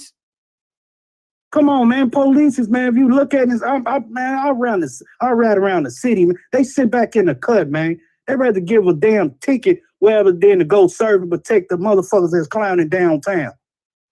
Come on, man. I sit back and I observe and I watch all 4 corners, Wyatt. Okay. I'm a little I see it in the community, man. They did me like that. I'm a little confused. Let's start. I'm sorry, folks. Oh, man, you don't know, man. I know I don't know. You're right. So in order to don't hit the city, man. Wait a minute. You probably come here, but you don't ride around like that. Bro, you think and know what's really going on? Wait a minute. Hold on, bro. I don't think people this is what killed me, man. People think that the shit that's going on like right now is brand new. Shit been going on like this. Do you hit the city 2, 3 in the morning, man? To really know what was going on? No. People really, get on here pump faking like, man, our kids go out there and see what the kids doing. 2, 3 in the morning. Instead of trying to accuse them of stuff. First of all, you should never be able to see kids out at 2 or 3 o'clock in the morning. Where it's happening. Well, then that's a problem with parenting. That ain't got nothing to do with your city. That has everything to do with somebody's household. Go after them damn parents, then that's clown. Well, the jump offs and takeovers and all that from here to Cincinnati to Chicago. Go after them, man. But that's been the conversation over here on Wyatt Live for years. I understand that. So I don't understand. I mean, I'm a little lost because I don't know the story. I don't know the story behind the story of the buses. I don't know what's going on. The moral to the story is, man, don't go after the people that's doing their 9 to 5. Go after the people that's really doing the act, the takeoff, these young people, whatever. Y'all so-called say was damage to people's business and everything else. You moving Government Square for what, man? Get some patrol. Did they move Government Square? Patrol over there. I heard they was moving. I don't know where. This motherfucker talking. Did they move Government Square? They supposed it's in a talks. Oh shit! You talking like it's gone? What's going on with Government Square, Twin? Tell me. I'm saying it's in the talk. They said they go move it. I don't know where they go move it to. It's in the talks though. But okay, I said, so if they move it, don't you think many kids over there and fights and every other thing? Excuses, man. Okay, basically. I hear you, and I hear what you're saying. So basically, your argument is this: give me 30 seconds to try to. I don't even need the full 30 seconds to sum up what you're saying. You're basically saying that the reason why they're moving something like Government Square, which is for those out of town, Government Square is like a bus stationary, it's like where all the major bus lines come down in one spot.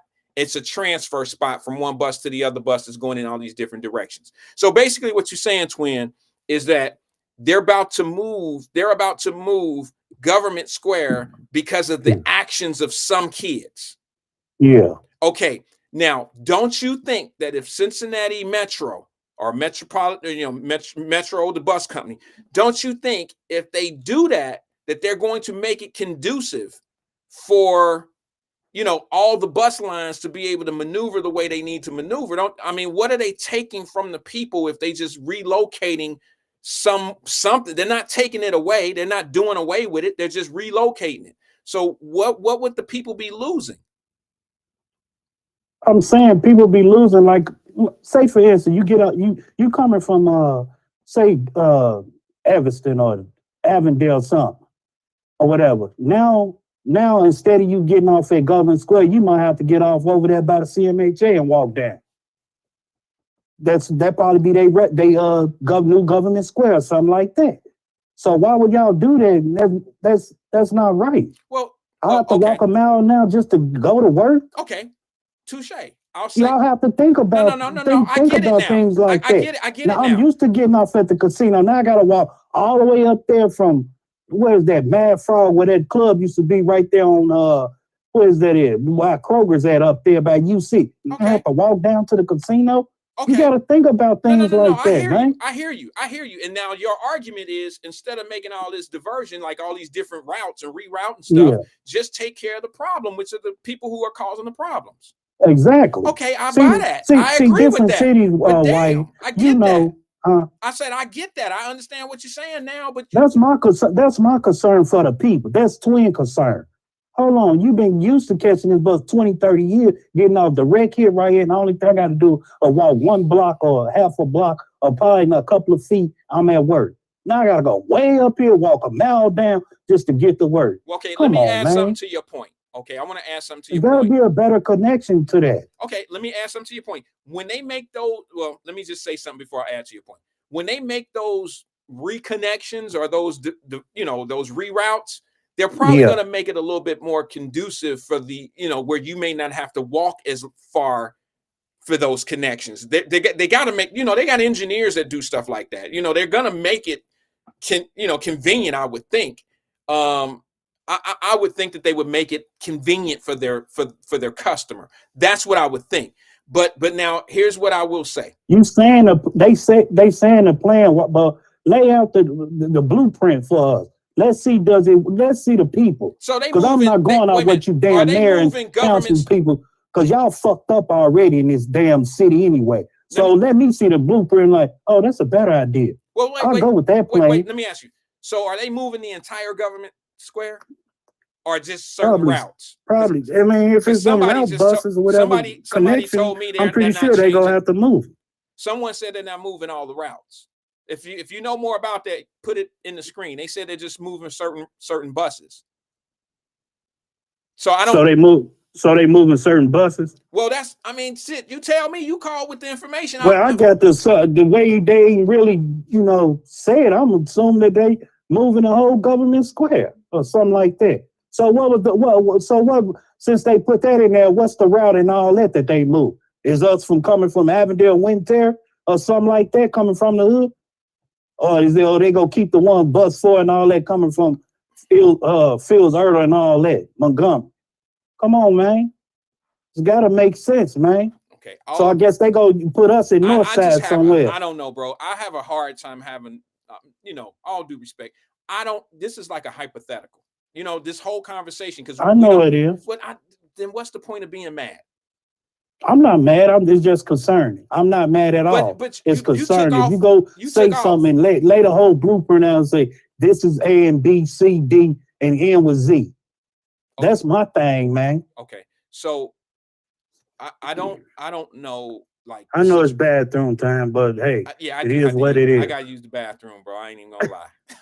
No, last subject, man. Good game for my Bears and all that. Man, ain't nobody talking about no damn Bears. Ain't nobody talking about. And this is a talk show, not no sports show. We don't talk about football here.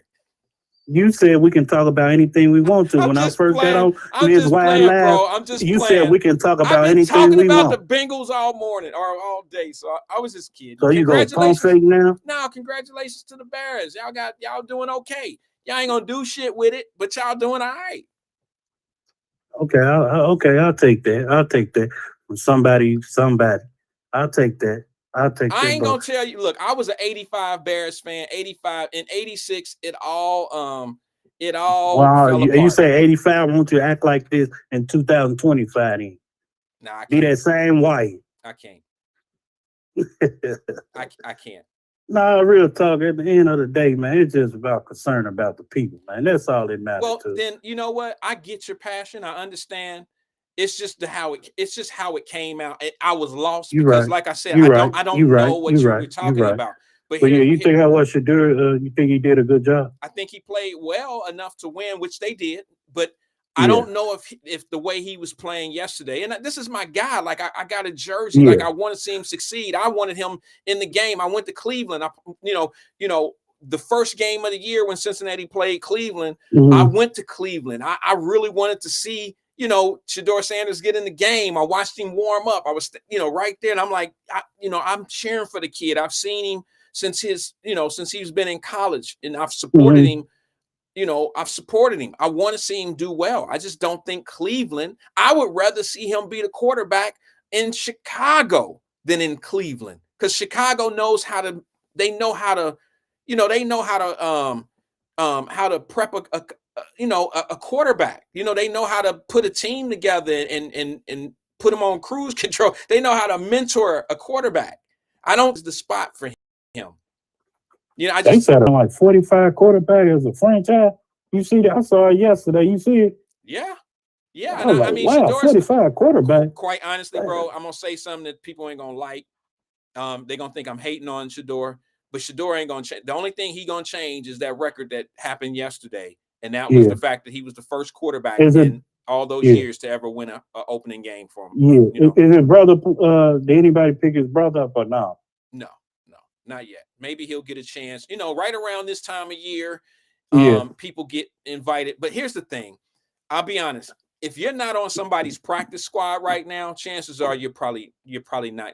He's gonna have to wait till next year to try to make a squad. What a game at this year? I mean, this week. Why? Where's Ohio State and Michigan?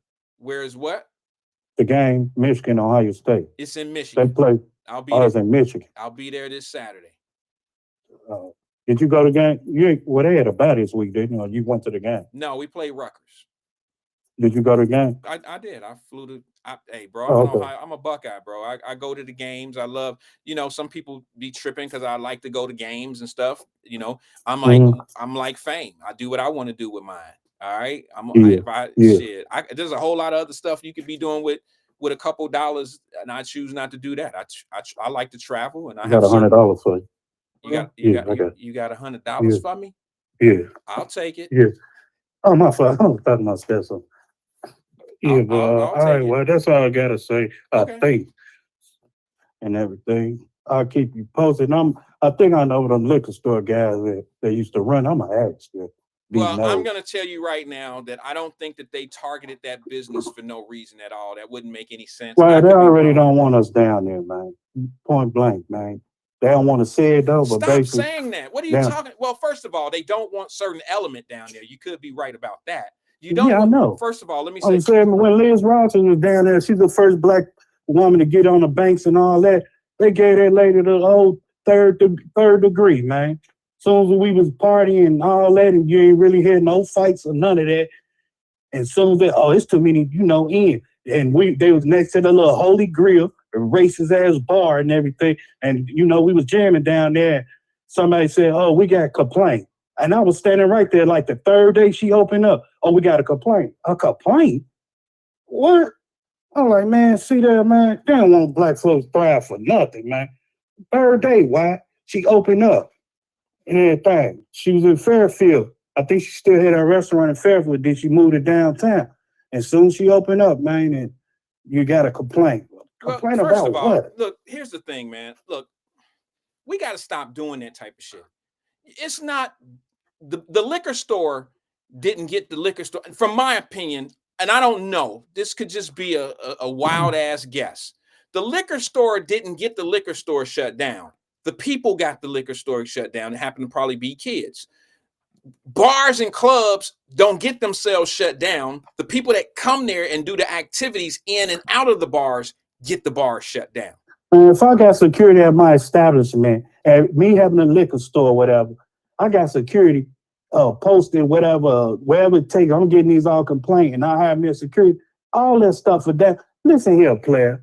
You go to them city liquor stores in Chicago or somewhere in Brentwood and all, you can't post in front of there. You can't like post that. in front of any You can business. post, I bet you, when you feel like, hey, them customers start saying, hey, can you tell them to move? Every time I come in, they loud music, they smoking weed, or they want us to buy a pack from them. But and all you that. can't do that outside of CVS. You can't do that outside of a Walgreens. You can't do that outside of any business downtown. It's the business district that's complaining to the city about kids hanging outside the doors and just loitering just out there and coming in their business. And just look, I got somebody in my family who works downtown Cincinnati. When she gets off work, it's like walking through hell trying to get to the bus stop. She's told me, she said there's kids everywhere and they be playing. You know how kids are. Okay, what a citizen on, where is the police at? Well, you can't. Presence at. Here's the Come thing, on, man. brother. Okay, so where we at with it? I'm saying, if you go in any city, right, and you got people working for the city and all that, there's always protection around there, patrol around there. You see, if you go in any big cities, man, even downtown, any downtown area, any city, there's always a police present, man. Especially close to the government buildings and all that, city court and all. Come on, man. Quit making excuses for them people. I'm not making Sound like you in bed with them, man. Oh my God, what are you talking about, bro? You make it. Sometimes I'm gonna be honest no, with you, bro. because they make I'm gonna be honest with you, spit out this crazy illness and all. Well, it's city littering, too many kids. Where's the patrol that, and ours got that protector, whatever. But what are police officers at? But the whole purpose of them existing is so the police won't be around. Man, because people fight for the police. For everything, man. I'm not trying to hear none of that. That is not. I know we all got problems, us as black folks, but we gonna get it together. We can't keep on saying our kids this and our kids. I know, but if you put fire behind their ass and stuff, they'll calm that noise down. When I was a shorty and I was hustling and everything, they said get off that corner. Even though I wasn't really, doing my thing like that, I wasn't doing it because I know how the police hot. If he tell you get off that corner, get off that liquor store, when he come back and you still around there, you getting a pack put on your goof ass. You sit in the counter and fight. Twin. That's how they should do it. Right, but here's the thing. Did I tell your ass to get off that corner? Twin, I bet you $1 to a donut that they didn't shut that liquor store down or move that liquor store because of kids hanging outside of it, and the store didn't do anything about it. I would think that the liquor store probably, that's how they make their money. They probably complain to the city about the kids being out there, they probably didn't have anything to do with themselves getting shut down or moved. They might have hired me a security guard on, hey, patrol this for a minute. But man. Bro, let me tell you what happens. It works, man. What did you tell me? It works, Wyatt. It works. What work? Hiring a security guard, patrol and all that. If you got to get you beef up your security, man, you handle it for me. You can't go on one of them liquor stores in Chicago and hang out in front of it. Them dang on undercover police, man, get your goof ass off them over. You better go down the street with that. They patrolling all that, man. Okay, well, first, I'm just speaking, what I saw from experience and everything. All I'm telling you, Twin, is that, there's hundreds of kids down there at one time, okay? And they hang out just like we did outside of McDonald's down into by Courtside, Fountain Square. We used to do that after school back in our day. Now, we weren't quite as rowdy as maybe today's society because, all the fights and the shooting and stuff. We didn't do all of that. But we were downtown and we were around certain businesses, and we probably interrupted their business as well. I don't think that it is. I think it's the businesses asking for assistance from the city for these kids to probably be shifted somewhere else. And that's why you running into these issues. And I hear what you're saying. Stop punishing the businesses for other people's activities. Okay, that liquor store moved from down the way or whatever, downtown. Guess what? It probably moved over to, say, Queen City. And guess what, y'all? Come to Queen City. We posted over there. No, they're not following the store. Results. It has nothing to do with the store that's sitting in that space. It's all about the location. Okay, I understand. It's for the people problem. It's a people problem. You still gonna get the same results. Well, now if you go to Mayberry up there, Montgomery, or out there where you at, Mason, no, there ain't gonna be no jump off like that. Well, okay. Well, then that means it's not necessarily. Then how long you on this whole week, man? I ain't gonna hold you up. Okay. then it's a mentality thing, right? We can let's find that common ground. Because you don't find that problem. Hey, you on this whole week, but this your last day or something? No, I'll be here. What is today? Monday, Tuesday, and it's gonna be a struggle for me on Wednesday. I'll be honest, because same results from last year, because you did the same thing last year. I remember you came on for 2 days, so I remember. Probably, yeah. It's gonna be tough for me to get Wednesday in because I'll get to clown you tomorrow too, Lord's will. So have a nice day, Wyatt. Okay, twin. I really appreciate holler, you, man. Thank you, brother. Thanks for engaging. Take the bathroom break, man. I gotta go. Thanks, bro. You bring it out of me. This motherfucker. Twin be all over the place. You know what the conversation sound like to me, y'all? When I'm talking to Twin, I ain't even gonna lie. He gonna probably reach out. He gonna probably call me a name or some old shit. I don't care. Y'all ever seen a little league baseball? Hey, David Herring, this is for you, bro. This analogy is for you. Twin is that little kid. You put the ball on the tee, and his first at bat, he swing and run, and he just run. He might overrun the first base and just run down first base line, and people try, no, go second, and all the other little kids running after the ball and falling over each other trying to get the ball to throw it, and the little boy still running around the bases and not knowing when, and he looking around, he lost, and he just talking, he playing the game of baseball, he just running around the bases, he don't really know what a ball is and none of that shit. He just running. If you ever had little kids play the game of baseball, and you would understand that analogy. T-ball is the cutest thing in the world for these little boys and little girls that want to play the sport, and they hit the ball for the very first time and they just run. They just run around the base. They might even cut from first to third. You just never know.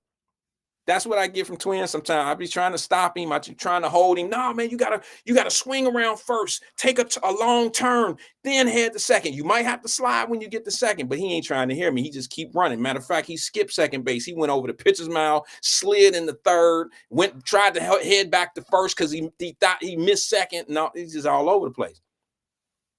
And then in his mind,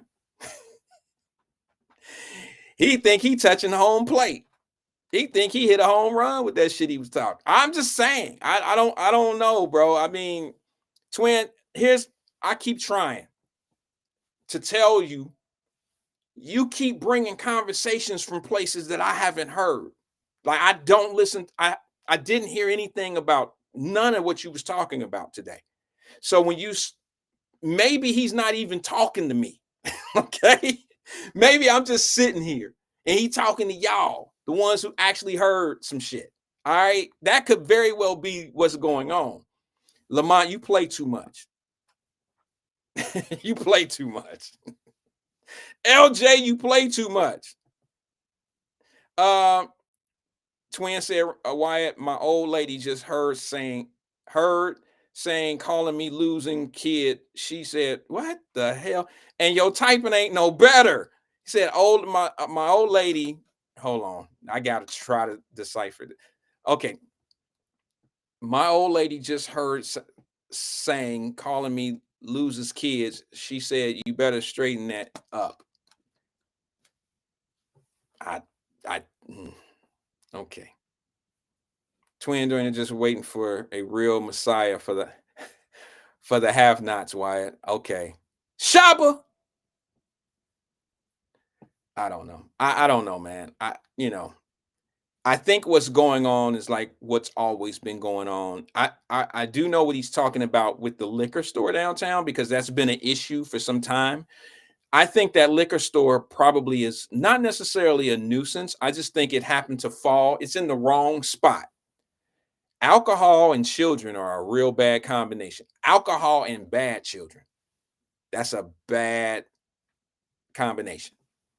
If you have a store that kids are walking into and they're stealing stuff off your shelf and it happened to be alcohol and they're drinking it out in the, I didn't see pictures online on video. I've seen video, kids down there shooting dice in the alleys and all type of shit. It looked like Avondale. It looked like all type of shit. It looked like Down the Way and Avondale all in one spot.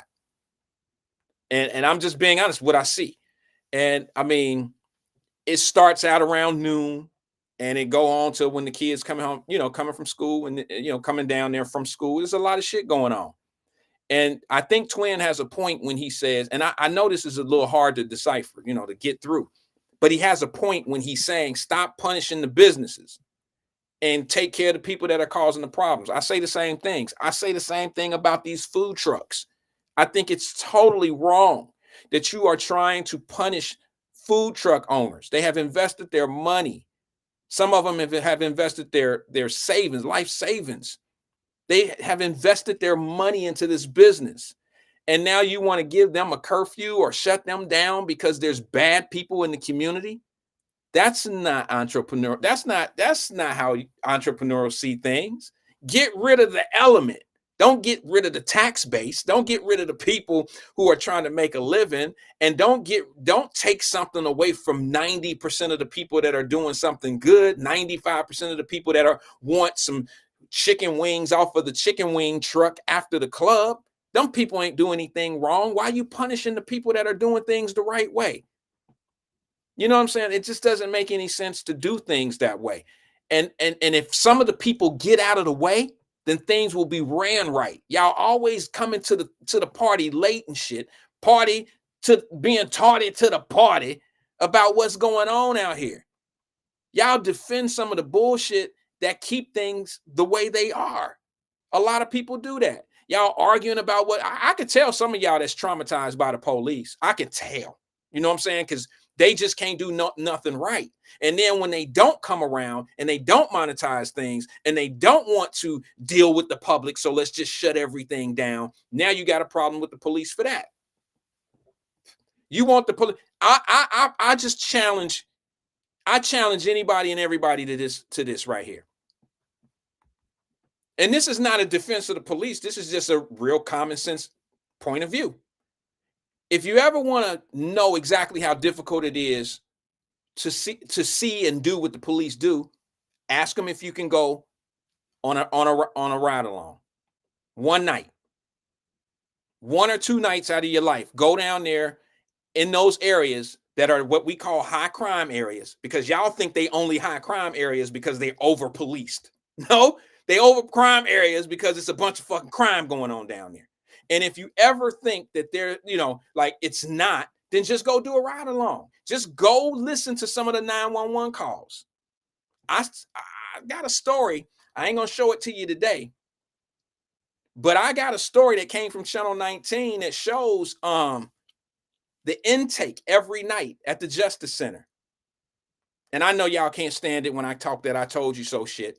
But in that story, some of y'all probably seen it. What did they say? We take in 75 to 85 inmates per night. You don't get 75, 85 stories on the news per night.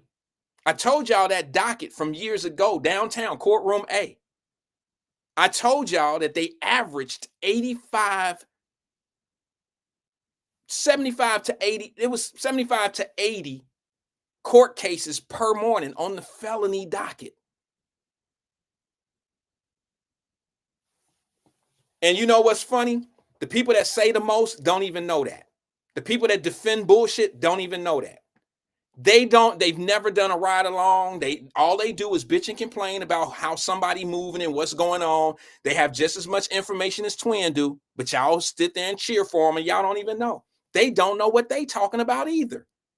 You just like the fact that they making an argument that you believe in, but you don't know if what they talking about is facts. All I'm telling you is this. If you really want to know what go on in your city, just go down there and apply to be able to ride along with the police in one night. I'll bond you. You're going to have to be insured. Go on and do it. I dare you. I guarantee you 124, not even a 24-hour shift. Just one ride along, one night. And you better hope to God it's a slow crime night. You better hope to God it's a slow crime night, because if it's not, your ass gonna be overwhelmed with bullshit. All the way from a cat ran up the tree to this dude is beating my ass to felonious assault on an old lady. There's people in the city beating up their own parents. Imagine being a police officer and you show up to the scene and it's a young man, 35 years old, living with his mama and he beating her ass. That's type of shit is going on. Imagine showing up at the scene and you got to drag a man out of the house because the mother is accusing him of molesting a child. I shot him because he was touching my daughter. That's his stepdaughter. That's my boyfriend. Yeah. Yeah, we don't think about them things when we talk that shit. All we talk about is, man, they slid up on Lil Ricky and shit. They ain't had to do Lil Ricky like that. They, you know how them motherfuckers, they be fucking with us. Okay. Do what you want to do with the information. I don't care. It ain't going to hurt my feelings. Feel the way you want to feel about it. Let me go to the phone lines before I get up out of here. I got a couple more minutes. Good afternoon, caller. This is Wyatt. Who am I speaking with? Hello? Mr. Wyatt. Caller, you there? Can you hear me? Yes. Yeah, Hey, can you hear me? Yeah, CK. this CK, man. CK. Hey. Yeah, yes, thank you for taking my Yeah, what's phone on your call, mind, sir. brother? How you doing? Man, I'm doing well. I'm doing well. I called to complain because they scheduled me on the Thanksgiving, and I needed Thanksgiving because I work second shift, sir. I work second shift, so they scheduled me on Thanksgiving, and I was a little taken aback by that. But other than that, things are well. Do you want me to call him? Man, please, can you straighten it out? But old girl was telling me, one of the colleagues, you know them colleagues, she was telling me that you get that overtime, Yeah, you so get then that time made and a me half, reconsider. man. You better go get that money. You get time and a half. Yeah. She said the same thing. She said, y'all worried about eating. You eat every day. I said, bitch, I don't eat every day. That's you. So, yeah. CK, Other you don't than eat that, every day? Yeah, everything was well, man. But But how CK, everything been I going can't in let your you get life? away with that. Everything right? CK, you don't eat every day. Huh? Yeah, bro. You don't eat every day. Well, you know, sometimes I'll be fasting. You just call it fasting because you ain't got nothing to eat. Oh, But get out of here, bro. I don't eat. I don't fast. See, you come on here out of trolling. want. You come on here trolling. I know way better than that. You're a smart guy. You know how to get to the money. You ain't never said you ain't had no job. You got a nice little woman who's a nurse now. Ain't no way in the world. I've never known you to be the type of person that's in a position in life right now. In the last few years you've been calling here, you ain't never been in that position where you couldn't eat for a day. Never. You've always this is 1 year after this month of employment at this organization I've been with. 1 year after November. So remember, I've been talking to you for 4 years, sir. I know. I only been here at 1 year. Remember, I was in the penitentiary watching Socks and Draws, 2-3 years ago. So you forgot. We don't forget when I was watching Socks and Draws at Embassy Suites in Blue Ash. Man, what you forgot? I was working in the laundry room. Oh, okay. At Blue Ash. Washing somebody else's socks and drawers when they do that. But it seemed like it. I mean, it's just as degrading. You might as well. I'm just saying, it's the same thing in my eyes. That went over my head, brother. I'm sorry. So no, it's real. It didn't go over your head. I said it like you said. Luckily, I didn't wind up in the big house. You see what I mean? So I'm happy to be out here. But you guided me on well. So now, like you said, we're on the uphill to climb up. You got me out of the, what do you call it? What is that when you're in the negative? I'm in whatever the positive is now. Like you got me out of that part. Now it's time to get to the bread. Yeah, the debt. The debt. What color is debt? Red? Yeah. You want, yeah, I hear you. Yeah. So you want to get blue. Blue is profit. No, it's actually black. But okay. Oh, black is profit. Black is okay. Okay. Now, you were talking to the gentleman earlier, right? Mm-hmm. What was his name? Twin. Yes, Twin. I understood where he was coming from. I don't doubt that at all. I don't doubt that. I don't doubt it. He probably understood every freaking word that came out of his mouth in pace that he was spitting. I get it. Yeah, the only thing I disagree with him is the gang promotion. If he took that gang, that's the only thing me and him buck heads on. But his heart is in the right place. He just gotta, I'm telling you, you can't be over 30 promoting that stuff. But other than that, he got his eyes on the prize. And like you said, but I feel that we will succeed as a whole city, as far as Cincinnati as a whole. Mm. I Okay. think we will. As far as profit margin. Okay. Yeah, I think. Yeah. No, I mean, I hear you. Why do you say that, CK? Yeah, because like you said, even me losing a six-figure payday, I'm still in a better I position. was gonna ask you, but never mind. Go ahead. What? No, Nothing. I lost a six-figure career salary, right? So losing that, I was so depressed, even suicidal, Wyatt. I believe you. But yeah. So I can't kill myself simply because my Not mama for only got one child. yeah, not If for that you money. you kill yourself when your mama got one kid, you're killing your mother essentially. Your thoughts? No, I mean you're doing some harm to your mom. You know, your mom. We should bury our parents. They shouldn't bury us. I agree. Yes. So you wait till you get to your middle age, dumbass, blow your whole career, and then you want to take yourself out. And that, but you can't take yourself out because you don't want to murder your mother in the process. You know what I mean? Because if a mother loses their only child at middle age, she automatically dies. It's like, okay, only thing that could keep a woman alive there is her husband. But remember, loss of husband, then loss of son, then loss of life. So you must stay alive, provide, listen to people like Wyatt Live. And what it's called Wyatt Live because he wants you to live. It ain't called Wyatt Dead, is it? Is it, Mr. Randall? No, It's not called Wyatt Dead. no, it's not Wyatt Dead. I didn't even think about that one. No. Never thought about it in your entire life till today, right? Never thought that. No, never. That's what happens when you bring people like me, a retarded nigga, back to life. Mm. Yeah, I might be young because I'm only 3 from my resurrection, but I got 49 years of being here. You know what I mean? You just got to understand that. Stay away from people who I don't hate you. always He's promote the spitting organization. bars today, CK. My goodness, you studied these, didn't you? Yeah, I've been studying for a long time. Okay. We had the retirement party. Did you hear about the retirement party Saturday? Did you go? 32 years of service. For who? Oh, this was my enemy. I didn't go, but Who I retired? felt bad. No, I can't say it, man. But it's my people's, but it's the politics of the thing got me. You know what I'm saying? I'm beefing with some of the people involved, so I couldn't go. It was like, man, I'm throwing punches. You hear me? Like Cuba getting Junior on Boys in the Hood. Mm-hmm. But this is what people remember when your family don't talk to you and stuff. They want you to miss out on people like the kids growing up, and they don't want you to be there for the funerals when people dying. So that's all about being blackballed in the family. It's not really about you and the person. It's about getting you away from the events like retirement parties, funerals, and the kids. The kids are exceptional. You know what? Hey, I can't wait when Uncle Randall come over. He always come and give me $20. Stuff like that. They can remove that element. Remember that, sir. Okay. Yeah, I don't have nephews Yep. like that. I don't, but I hear you. Yeah. You ain't got no nieces and nephews? I do, but they don't be like, I can't wait to see him. He gonna give me $20. They don't say shit like that. Shit, your shit probably more valuable than $20. Probably don't even need $20. No, they don't. Yeah. I don't do that. Right. That's good living, man. You know, that's all we about. Maybe on holidays, but not just on some meet and greet. Not no casual. Okay, like Thursday when with the family get together.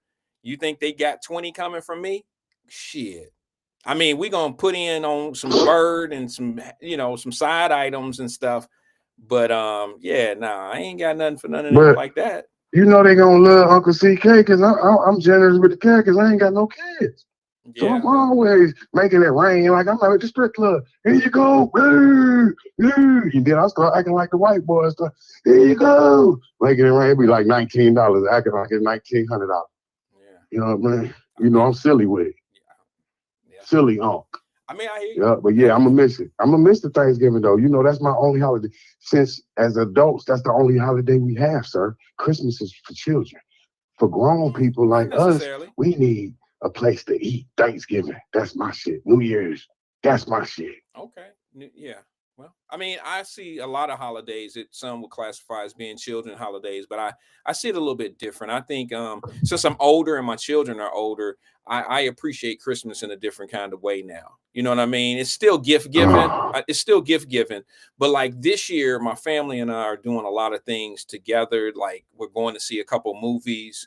We're going to see and do some things that we normally don't have time for during the year. You see what I'm saying? And all the new movies come out during Christmas, and the the zoo and stuff like you that. You talking about Bad Boys? You talking about Bad Boys, Star Wars? I know you talking about Harlem Nights. All of them came out on Christmas. Well, yeah, I guess. But what about the white Christmas tree? Do you mess with the white Christmas tree on Christmas?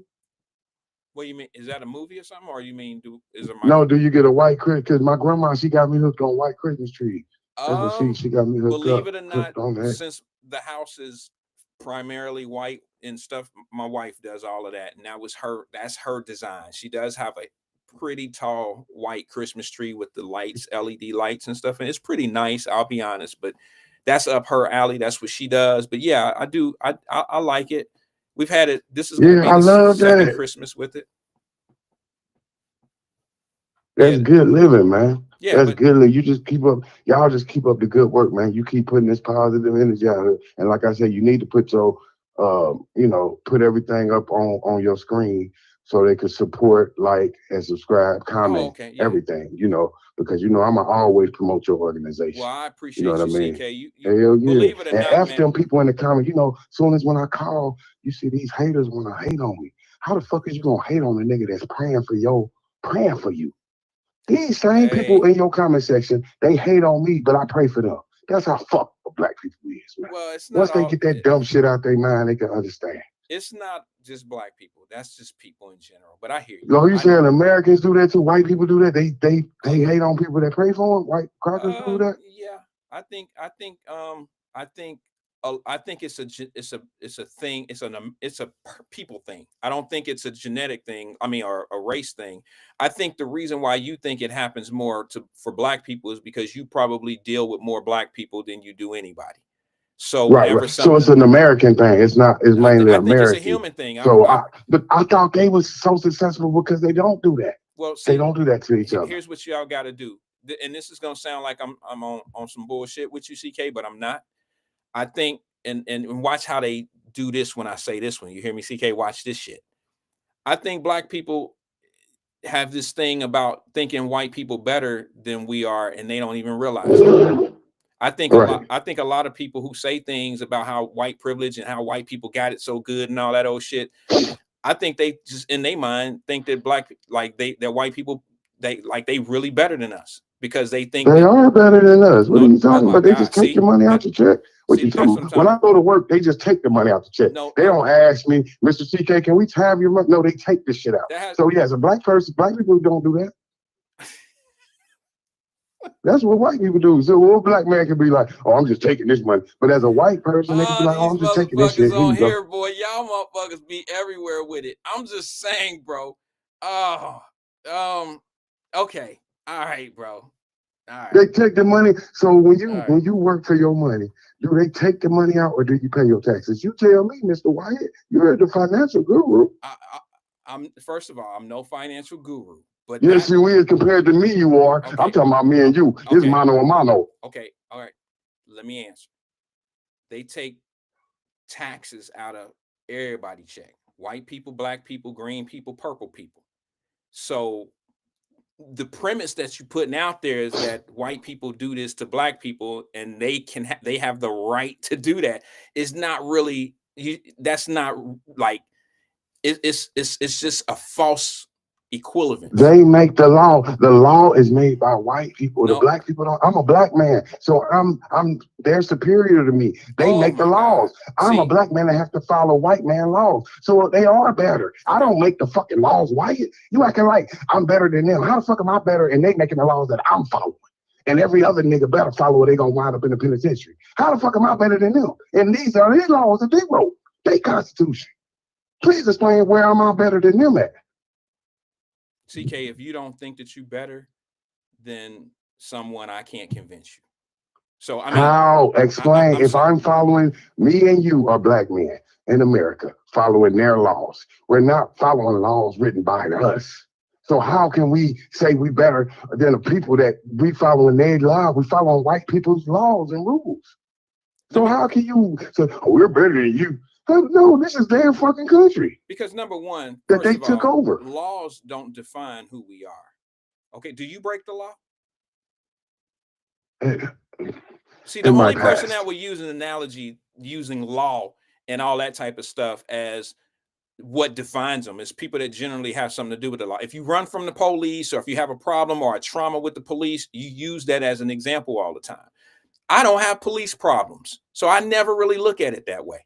You understand? I don't believe some of the things that's said in the air. I mean, I know some of the things happen, but it's not a regular thing. So it's not how I present all my arguments. And that's just how I stand. I live like that. But now I do know that some people that have had trauma with the police probably can't get over that. And they continuously have these issues and these conversations dealing with the police. But now, if you're a regular person that don't really deal with the police on a day-to-day basis, then you don't have them type of conversations on your mind, nor do you have these prejudice ideas. You see what they did. They showed you that they bad. Kabaka Aba was murdered in front of the whole city. I don't understand. And they treated that like was nothing. They just wiped it under the rug. His murder was not even considered like it was something wrong. That's, you know what I mean? You don't prosecute or nothing. I don't know anything about what you're talking about. I don't know what you're talking about. Did you say somebody got murdered? Did somebody go to jail for the murder? Indeed. Somebody did. So somebody lost their rights to be free because of an action. So what failed there? If that was a white victim that was shot down and murdered in front of City Hall, the sentence would be lengthy, sir. Okay. They showed you that black life didn't matter at that point. Okay. They showed you who you really was. If that was white, if that was a white man gunned down like that, you would have got death penalty, sir. And made an example of. Who went to jail for that crime? Was it a white man? African American. Okay, so now you're saying that the black man that killed the black man should have went to jail forever and a day.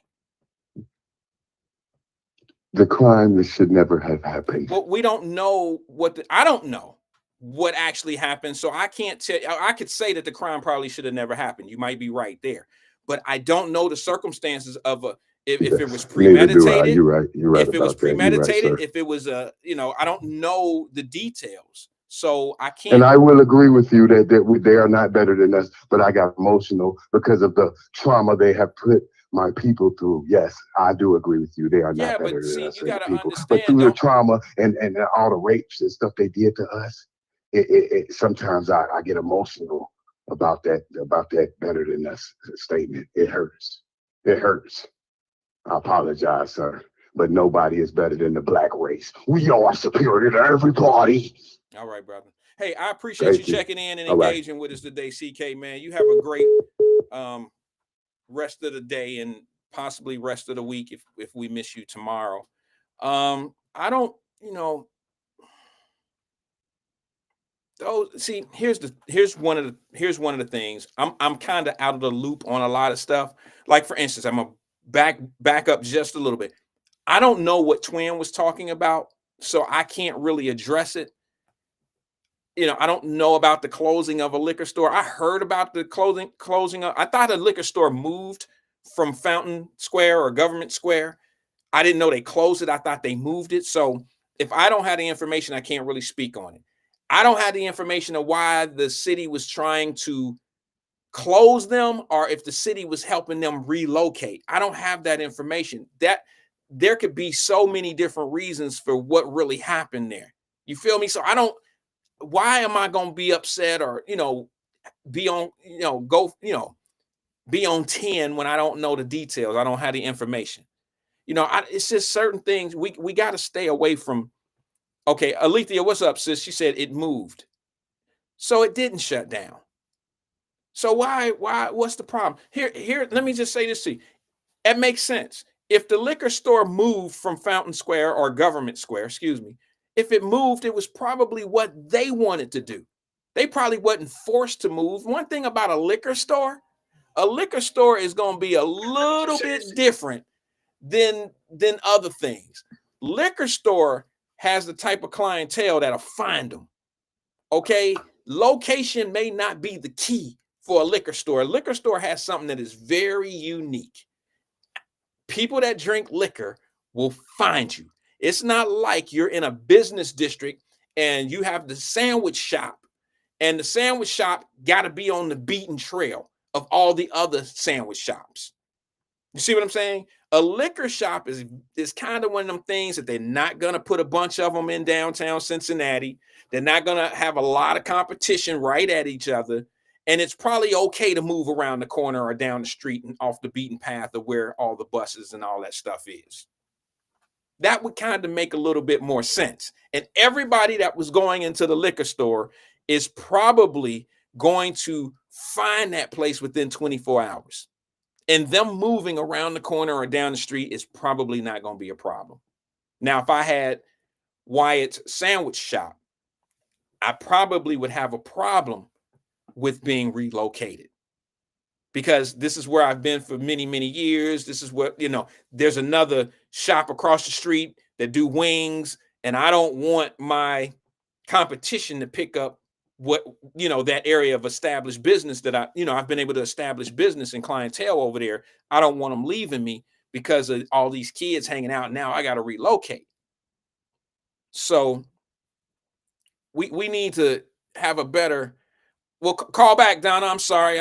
The phone just rang and I hit the button and then some people, you fell off. There's a few calls calling in at the same time. Feel free to call right back. But I don't know. It makes sense to me that the liquor store was probably relocated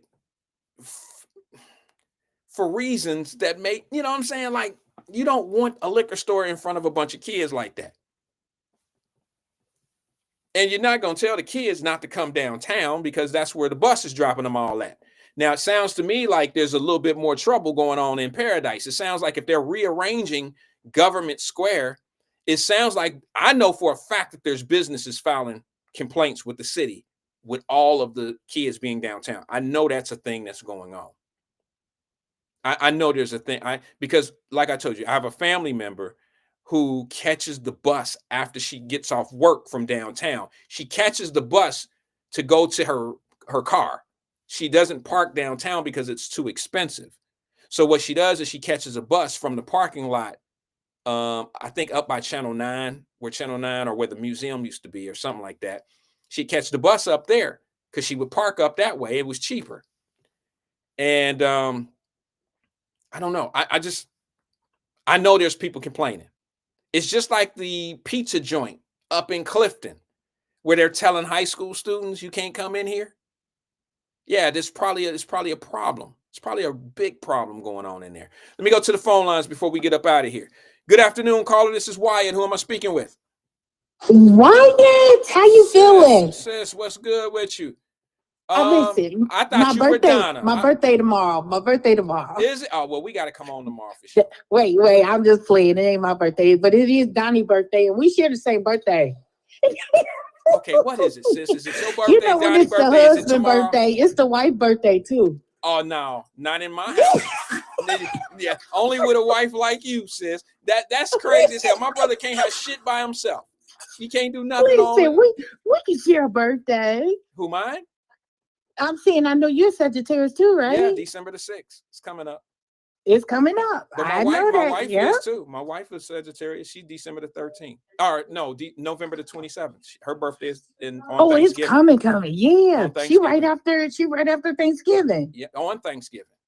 Yeah, Donnie sometimes falls on Thanksgiving. Yeah, that's how her birthday is. Yeah, so that means it's our birthday. Yeah, I don't know. So I'll be celebrating everybody. Well, but listen, since it's Donnie's birthday, okay, that tie you got on is fire. You is kicking their ass today. Well, excuse my language. Was that a hint? Like you know what I mean? Like it's since Donnie's birthday coming all up. No, well, normally I get him a suit every year That's what's for up. his birthday. This year, I'm not doing it. I'm doing something a little different. What you doing? I can't tell you because he listening. Oh, he listening? Yeah, he listening. Oh, So shit. I can't really say. I'll text it to you. I'll text it to you. All right. Make sure you send that to me. I'll text I it think to what you. I'll do, you ask him if he like, I can't talk because he on here. All right. He on there. Yeah, he just put a comment. And I know he on there. We gonna hook him up with something. You know what I'm saying? Okay. We're gonna hook him up with something. We're Yeah. gonna hook him up with something. We so excited. He got a full day planned. I took the day off. Oh, yeah. So yes, we take the baby to school and it's on all day. He gonna be so exhausted. Okay, look, sis, I gotta go because it sounds like you about to ask me to babysit. Yeah, I was about to say, can you pick up your nephew from school tomorrow?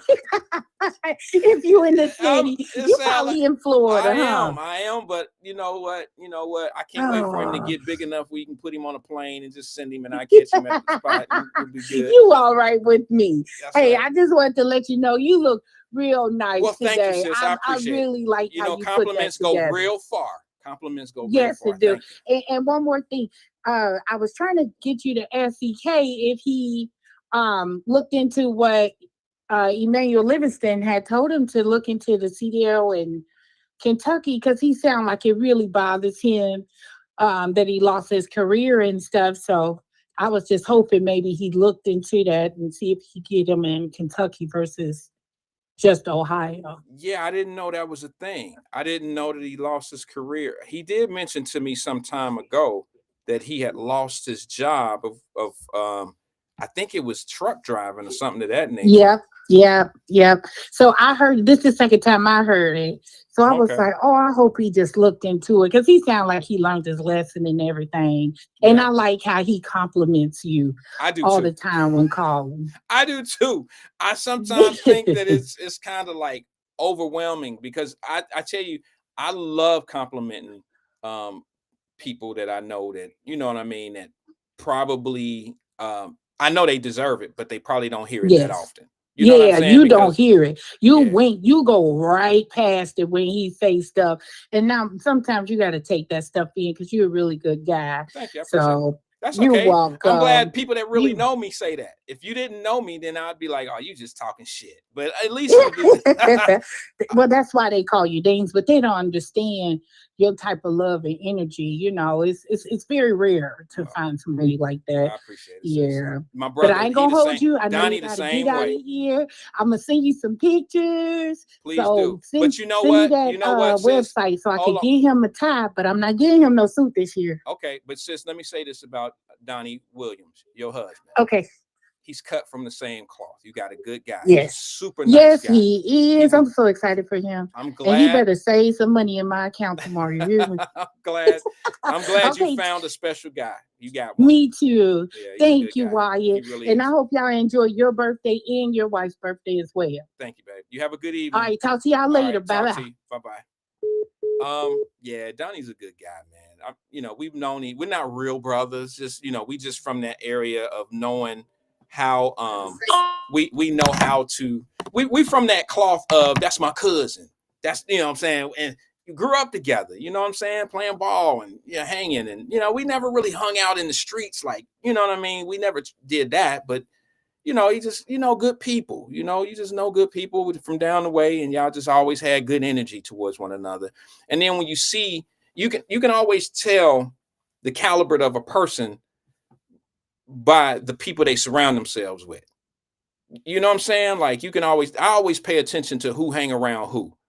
Even to this day, people that are out here in in the community and they bigging up people that I know ain't shit. That kind of makes me question them.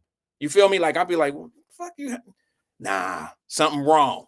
Something wrong. You talking about you doing this for the kids in the community and this and that, but you affiliated with this particular person? Nah, because I know that person ain't changing their stripes. That individual right there is in for the long play of the game. They gaming. And sometimes people, they affiliate themselves with people that can tarnish who they are. And I try to stay I try to surround myself around people that won't tarnish me. You know what I'm saying? I think that's important, because you could be totally innocent in doing certain things in life, but your surroundings can make you guilty by association. So I've always learned not to. I've never had to, you know, I've looked guilty before because of my association with people, and that's when I start learning that you don't always have to be. You know, there's some people in the penitentiary right now that's guilty by association, and they got caught up. I don't know how many of y'all want to hear this or need to hear this, but the easiest thing to get put in the penitentiary for is conspiracy. You can have a friend that sells drugs that can call you one night on your phone and just have a casual conversation. And if the feds or the police or whoever want to try to pull you into it, the more communication you have with these individuals that do all this crime, the more conversations and surroundings of these people that you have around you, you can actually be charged with conspiracy because they can pull you into a lifestyle of crime. They can do it. And I mean, I'm not saying it's an everyday thing that they do that, but it's a strong possibility. The easy thing to get a conviction on, in my opinion, this is just my opinion, the easiest thing to get a conviction on, if the feds really want to fuck with you, excuse my language, if they really want to pull you in, is a conspiracy charge. You're affiliated with this group. You're affiliated with this person. You don't have to be caught red-handed. We're going to affiliate you this kind of way. And you've had conversations. You know the doing of the crimes, and you know the operations. There's a conspiracy charge. That's it. I mean, if you don't believe me, go research the federal penitentiary. Go research the state pen. And I'm telling you, there's guys up there that's like, man, all I did was I was on the phone. Ricky was talking shit. Okay, 2Broke209 says, I can't get my call through. I really need to speak with you on how I can reach your office. I'm answering the phone. I you know, there's sometimes a small little wait when you call. I'm not going to call you VJ, but Vernon Jordan says, I wish the feds would charge the spam callers who keep calling me with conspiracy. I don't blame you, bro. I'm with you on that. We can show you how to save money today. My favorite one is the ones that call you and say, what's that spam call? And then I'm not going to talk about no spam calls. That's ridiculous. But there's a spam call that calls, it's a recording, and it says something about being in debt. Like, we received your file, and please call us with concerns of your file. And I was like, shit, I got a whole bunch of files y'all can take over if you want. You know what I'm saying? Collect some of this money for me. I got a ton of files if y'all could reach some of these people. Stop calling me. You don't have a file on me, but I got a lot of files that you can get. Let me take this phone call. It's an unrecognizable number, and they say they've been trying to call. Good afternoon, caller. This is Wyatt. Who am I speaking with? Good afternoon, Mr. Wyatt. This is 2Broke. Hope all is well, my brother. Hey, how you doing, 2Broke from YouTube? What's good with you, brother? I'm doing well. I really have something I wanted to speak with you. Didn't want to go through it over the line, over the phones regarding a bond. Oh, okay. And I wanted to see if I can speak with you. I don't mind talking about it on the phone, but I don't want to waste any of your time from the other callers. And No, this you is won't. kind of urgent, and I trust you. Okay, you won't be wasting my time. I don't know if people will want to hear it, but I'll feel free if I can answer any questions. Throw it out there. I've never had a bond call on the call before. Let's try it. A family member of mine passed away. I was put in the will as an executor, and now I'm being told without any issues, there's only two inheritance, myself and my nephew, and I went and they said to get this to be appointed a lot faster, and with it no problem, I should get a bond. I should get a surety bond or executor bond. It's an executor bond. I'm sorry. No, I was saying, I was clear. It's not a surety bond. It's an executor bond. Yes, and I reached out to several different places. They're all over the place with the prices. I really don't know what to do. And I just wanted to I just need to. It should be a percentage of the amount. I mean, it shouldn't be a set price. I don't understand that, but $300,000. Okay, so they're giving you somewhere in the price range of about 30,000. So they're saying the security, they want me to pay like a 1,900 was one place, another place was like $1,000 to get it, and then they said I couldn't get it unless they're a lawyer that was assigned on to it or something like that, and I'm completely lost. Well, the surety should be based on 30,000, which is 10% of the overall. So you talking 300,000, 10% of that would be 30,000. You took it the $30,000, 10%, and you should be paying a premium based off the 30,000. I apologize. It's 300,000. Right. And the bond should be based off the 300,000, which would be like a 10 percentile, which would be $30,000 is what they should work off of. That's why I said 30,000. So they should be pricing you off of 30,000, not off of 300,000. Do you know of any place that does it globally? Does it what? I don't know if I can use their name, but the company that I tried to go through, but it doesn't seem like they're trying to help out. Let me ask you, what state are you in? Pennsylvania. Pennsylvania. Okay, because I'm licensed in 42 states, so I can help you if you want. This number that you called me from, I'll text you my personal number. Well, it's my office number, and you'll be helped by my Pennsylvania agent. But I can text you the number, and we can go from there. Yeah. I've spoken to you before about something like this, haven't I? Yes, sir, you did.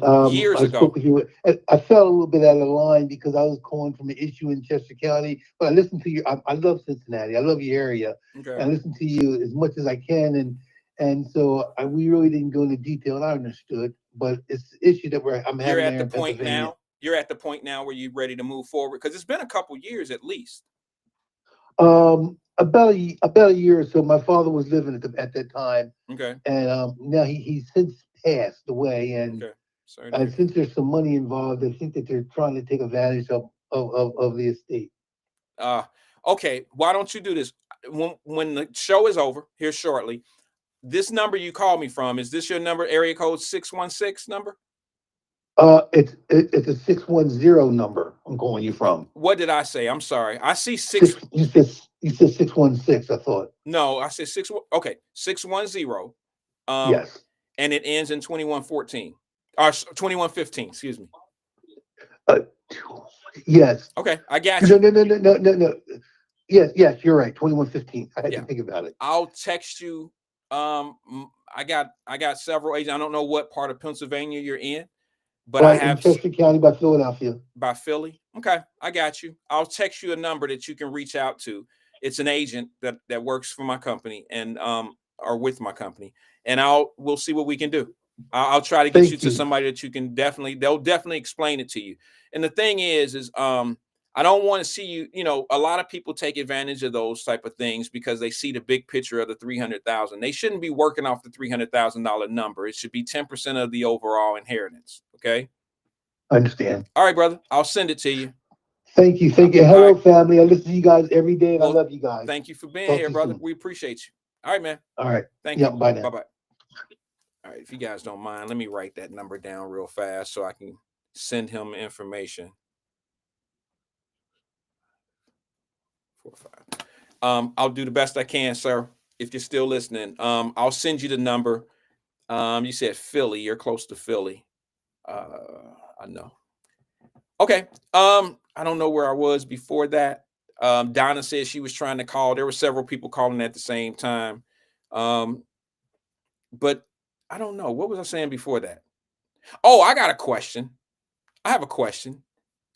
From mine, I wrote a note here that says jobs, and I don't know if my sister Sabrina Calloway is on the air, but I've learned that Jobs and Family Services is about to leave downtown Cincinnati. Now I have an office building right catacorny to the Jobs and Family Service building. That building is huge. Now I don't know if the whole building is moving, like all the offices in there are moving, but is that whole building? I don't know if Sabrina Calloway is here or maybe someone else that works it. Is that entire Jobs and Family Services building? Is that full of y'all? Is there other businesses in that building? because that's a huge building. That is a huge building that they're about to vacate. They're about to leave that building, and I think they said they're going to where? Bond Hill? Put it in the screen if I'm wrong. Are they sending it to Bond Hill? Oh my God. Do you know? Now, here's wait a minute. Okay, damn, what the fuck? That's a large tenant. Yeah, okay, yeah. Denise Davis. Donna said whole building is them, Wyatt. Vernon said they're all moving and the county is selling that property. I wouldn't be interested in that. That building is at least 150 years old. That's a problem. I don't want to say it on the air, but you put a couple $1 million in resto in that. You know, that's crazy. They move in the Mercy building in Bond Hill. Okay. I'm going to tell you guys something right now. Dana says they are moving to the old Mercy building, the old Showcase Cinema in Bond Hill. That's where that is, that old Showcase Cinema. That is good for the Bond Hill area. Jobs and Family Service moving to Mercy Health, Reading Road. Black folks, don't get beat. Now, I know y'all wondering, oh, there you go. No, my people, don't get beat. Do you know how major that, and I know I'm slow to the beat on this, okay? On Tennessee, Donna, okay, perfect. I know exactly where Tennessee is. I know off the expressway, the whole nine. Black folks, are y'all awoke? Are you here? Are you listening? This major, huge conglomerate business in the city of Cincinnati is moving to Bond Hill. All those jobs are moving into the Bond Hill area. Do you know the opportunity? And Bond Hill, and I don't mean this to be nasty, y'all see where I'm going when I say this. Do you know how inexpensive Bond Hill is compared to other places in the city that'll have if a GE or someone like that moved, you pay a fortune over in that area.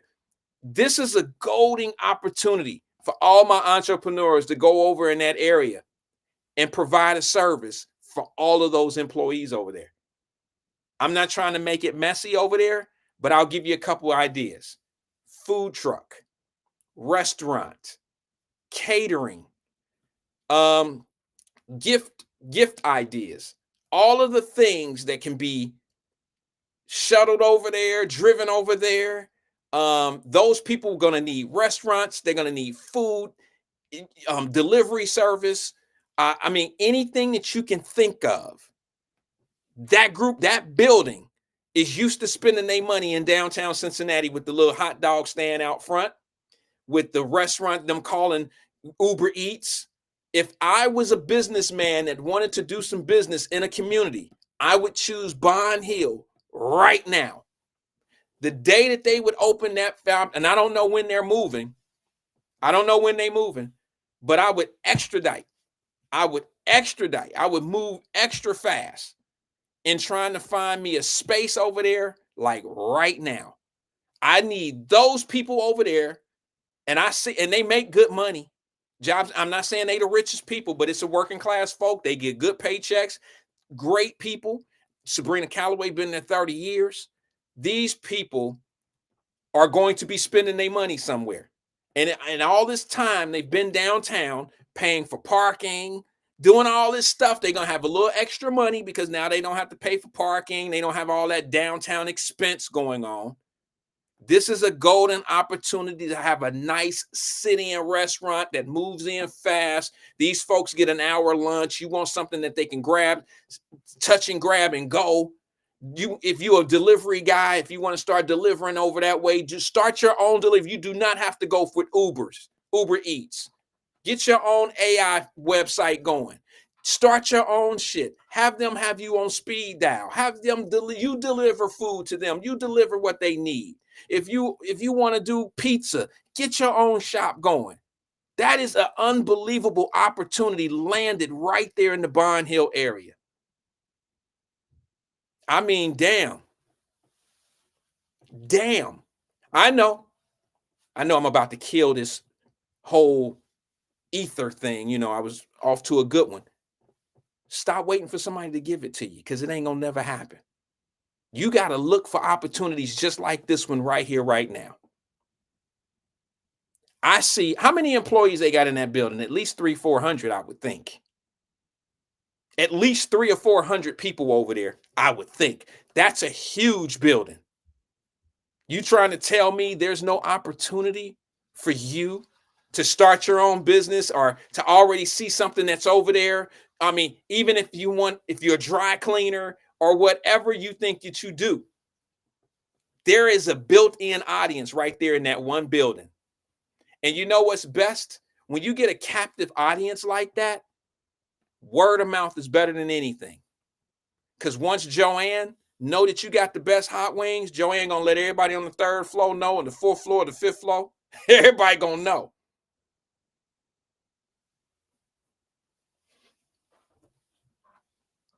When was the last time any of my brothers and sisters got into the vending business?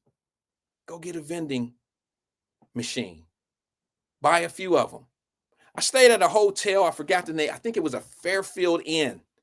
And I'm this type of person that don't sleep well at night. And the reason why I don't sleep well at night is because my mind spins of ideas. And Lord knows, my wife has told me so many times, babe, you have to just let a lot of these thoughts go. You can't do all the things that you want to do. Okay. And one of the things that I have stayed at a Fairfield Inn one time, it was unexpected. And I couldn't find, all they had on my floor was an ice machine. Okay. It was like 5-6 floors. We were in Nashville. And I was like, man, it was an overnight trip for my daughter for something. This was a year or two ago. And all they had on the floor was an ice machine. That was it. And I couldn't find a snack machine. I couldn't find a soda. I couldn't find anything. And you had to go downstairs to the hallway, to the main desk, and they don't sell things. You know what I'm saying? Like, they don't sell stuff down there.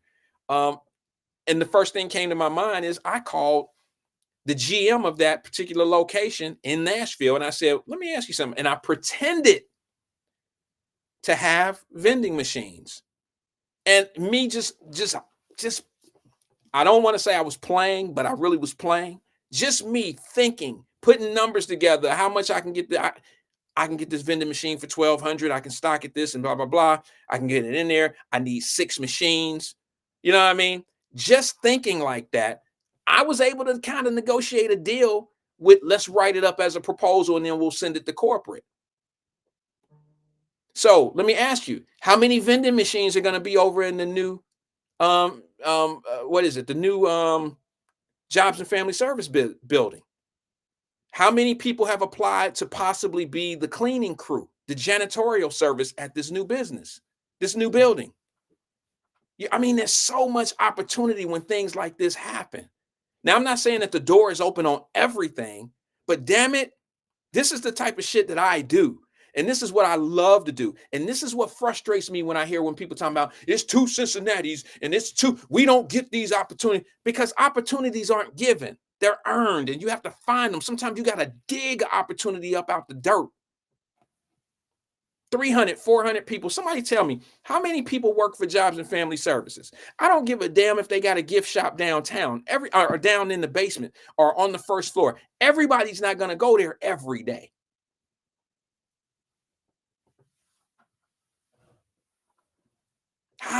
These are golden moments, golden opportunities. Let me say something that I said the other day, then I'm gonna get everybody out. I got one little video I do want to show before I get out of here. Let me make sure I still have it. Yeah, I still got it. I still have it. Let me just say this one thing. I made a comment on but Stefan Pryor. He went live. Ironically, his new show, go check it out. I don't know what time it come on. I don't know if he has a consistent or a set time, but I watched it the other day for the very first time of my life. And he calls it, I don't know everything, but I know that he calls it something like, it's a long title. And he says some shit like, he says something like Hulk time, prime, something shit, and it's live. And I felt a little honored because it kind of matched what we do here. It's like a Wyatt Live. Some of y'all might know what it's called because you were on the show, and I actually was engaged. I was listening to what he was talking about, and he was talking about City West. And I brought up what I feel about City West. And I hear a lot of people fussing and cussing about City West, and I hear us talking about the position that City West is in and how you know they're about to get over and displace black folks and this and this and that. And I was wondering if CMHA, from my understanding, CMHA purchased City West. How was it ever on the market? Was it ever in a position that could have been bought from a private entity? Because CMHA, you know, they have their properties, they own properties all throughout the city. So I'm wondering, was that opportunity there for the black community? What did we have an opportunity to buy City West? So I made a comment in the screen of, man, you know, this is where your city council and your leadership plays a part in letting people know what's going on, but then there should be them putting people in positions to say, hey, you know, we got this situation going on. It's going to be up for sale. Would you be interested? You and a buying group. And I just was asking that question. Okay, Tiffany Daniels, who's in real estate, let me read her comment because she would probably know. She says, the port and the city is off the chain. Now, who run your city? You see what I'm saying? Pay attention to the small little things. You know what I'm talking about here, sis. You can't keep complaining about some systematic problem that your people are in control of. You got to start holding people accountable. So I made this comment. I'm not going to get on the accountability thing. Y'all, if y'all ain't figured that out about me by now, you just ain't going to get it when it comes to me holding people accountable. So I asked this question. I made a statement. I made a comment. I said, what's that, Carolyn Smith? Remind me what I said. She said, Wyatt, them WWWs, West Side white women that work for the county aren't happy with the move. Well, yeah, I don't know why.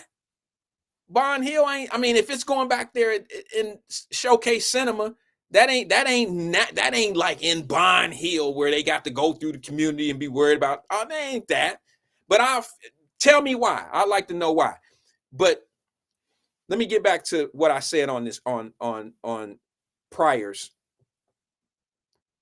show. I typed it in. All I said was City West should be owned by Black Dollar. All of the clients. I don't know how many white people they have that live in City West that's under subsidized housing. I mean, I'm sure there's one or two out of the 109 that they about to, you know, try to move out, refix it up, and bring you back. If you think they about to, now this is just an assumption, and I could be wrong, but I've seen this movie a couple times. If you think they about to fix something up, put $330 million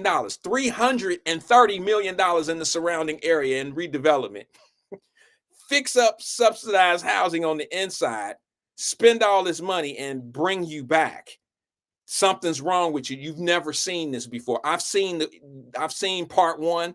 I've seen the sequel. I've seen this happen before. I don't think that's what's going to happen. All right. But my question in his show, I just typed it in. It wasn't a question. It was a comment. I said, this should be Black owned. It should be Black dollars that buys City West. So then person, I think it was Nate, he said, well, Wyatt, why don't you get it started? Well, instead of me making a long drawn out conversation into a chat, if he watches, maybe he'll see this. The reason why I won't get into it is because it's not the type of investment that I get into. I don't do property. I don't like to get into, I'm a commercial property guy. I'm not into the subsidized housing thing. I don't do that. The other reason why is because when you talk about Black dollars and you talk about us partnership and doing things together, it's one of the most difficult things to do. The last time that I've heard of a major move trying to be put in, something like that, it was simply a bowling alley and they couldn't even do it. Mr. Jones told me a long time ago, if you ever going to make a major move, son, do it on your own. Because trying to get a bunch of us together at a table and putting this kind of money together and this kind of money together, it's just not going to happen. You're going to have too many chiefs and not enough Indians. And eventually you're going to get to a point where you're going to get frustrated. And the most frustrating part about it is this, son. This is what he said. When it's time to put the money on the wood, that's when the fake will go and the real will stay. And most of the time, you'll be sitting at a table by yourself because most of the people that you think got it don't really have it. And he said, it's going to be very hard for you to do the things that you want to do when you get into those spaces, because there's a lot of people that do this. A lot of people that tell you what you should do with your money. A lot of people that you think got it. And a lot of people, but they don't. Their actions speak louder than their words. He never failed me when he told me about people. Every time he told me about something about people, specifically us, he was always right. He said, and I told this story a few years ago. He said, we spend our money. This is the old heads. This is Leroy Jones and them guys back in the day. The guys, Cincinnati's black finest, Leslie Isaiah Gaines and all the rest of them. Okay. These are the bulls, the big dogs of the city, the money getters. They all used to go bowling in Cincinnati, Madison Bowl and all these other places in Cincinnati. So they got together, Mr. Washington, Leslie Isaiah Gaines, Leroy Jones. They all got together and they said, well, what do we do such and such? And I don't think Leslie Isaiah Gaines was really that. I think he was working on the legal end of what they were trying to do. He was not going to be an investor in it. He was more on the legal end. He was kind of handling something. They said, bro, we spend our money in this bowling space all the time. And we need to get our own black-owned bowling alley in the city of Cincinnati. They had 10 guys. I ain't going to say no names. All I'll say is the people that ended up staying at the table was Mr. Jones and Mr. Washington. That's where me and Glenn had something in common, because his daddy told him that story and I told it to him. He didn't think anybody knew about that story. That's how me and Glenn from Mason hit it off so well, because Mr. Jones told me exactly how him and Mr. Washington got stuck sitting down with a bunch of folks that they thought was about their business. And Mr. Jones and Mr. Washington was sitting at the table, and they was the only ones that was able to come up with their money. I know some of y'all wondering why I'm even telling you in this story. Moral to the story is this. I got receipts to show it. I'm not fucking up another dime in the city of Cincinnati of my money to try to help people that are not going to appreciate it or expect something from you because you got it. I'm not ever going to do that. And that's what happens. You'll end up out there. Look, if the asking price of City West, or what the number is, I don't know, but I've been hearing $4 million. To me, that sounds awfully low, but let's just use that number as argument. If you took 10 people of us and sat us down and said we needed $4 million, it'll be all good. We'll be talking shit for 3 months. Soon as it's time to go in there and put the money on the table, you'll be down to 2 or 3 people. I've seen the movie a few times, once again. And I'm not going to do that. And anybody that wants to say, well, why don't you do it, Wyatt? I tell you what. Tap me on the shoulder and tell me what you contribute to it, and then we can talk. Let me see if you're willing to do what I can do, and we can do it together, and then we can pull in a few other people to do something together. Then we can have a conversation. I'm cool with that, but I'm not gonna get stuck out there. I didn't already did. Yeah, some of y'all know. Some people know. There's buildings in Cincinnati right now that are no longer existent. They're torn down. I kept them open for people. They're not there anymore. And I lost a lot of money fucking helping people. And you know what happens at the end of you losing your ass for other people? They don't even give you a boy. Tiffany Daniels, can I get a receipt? Can I get a receipt? I mean, I'm not saying anything bad about anybody. I'm just telling you. You try sinking $250,000 into the community and you look up to Ndukwe's, the FBI agents and shit like that. Use your own money. I didn't go get any money from the city. I didn't get any money from the state. It was all self.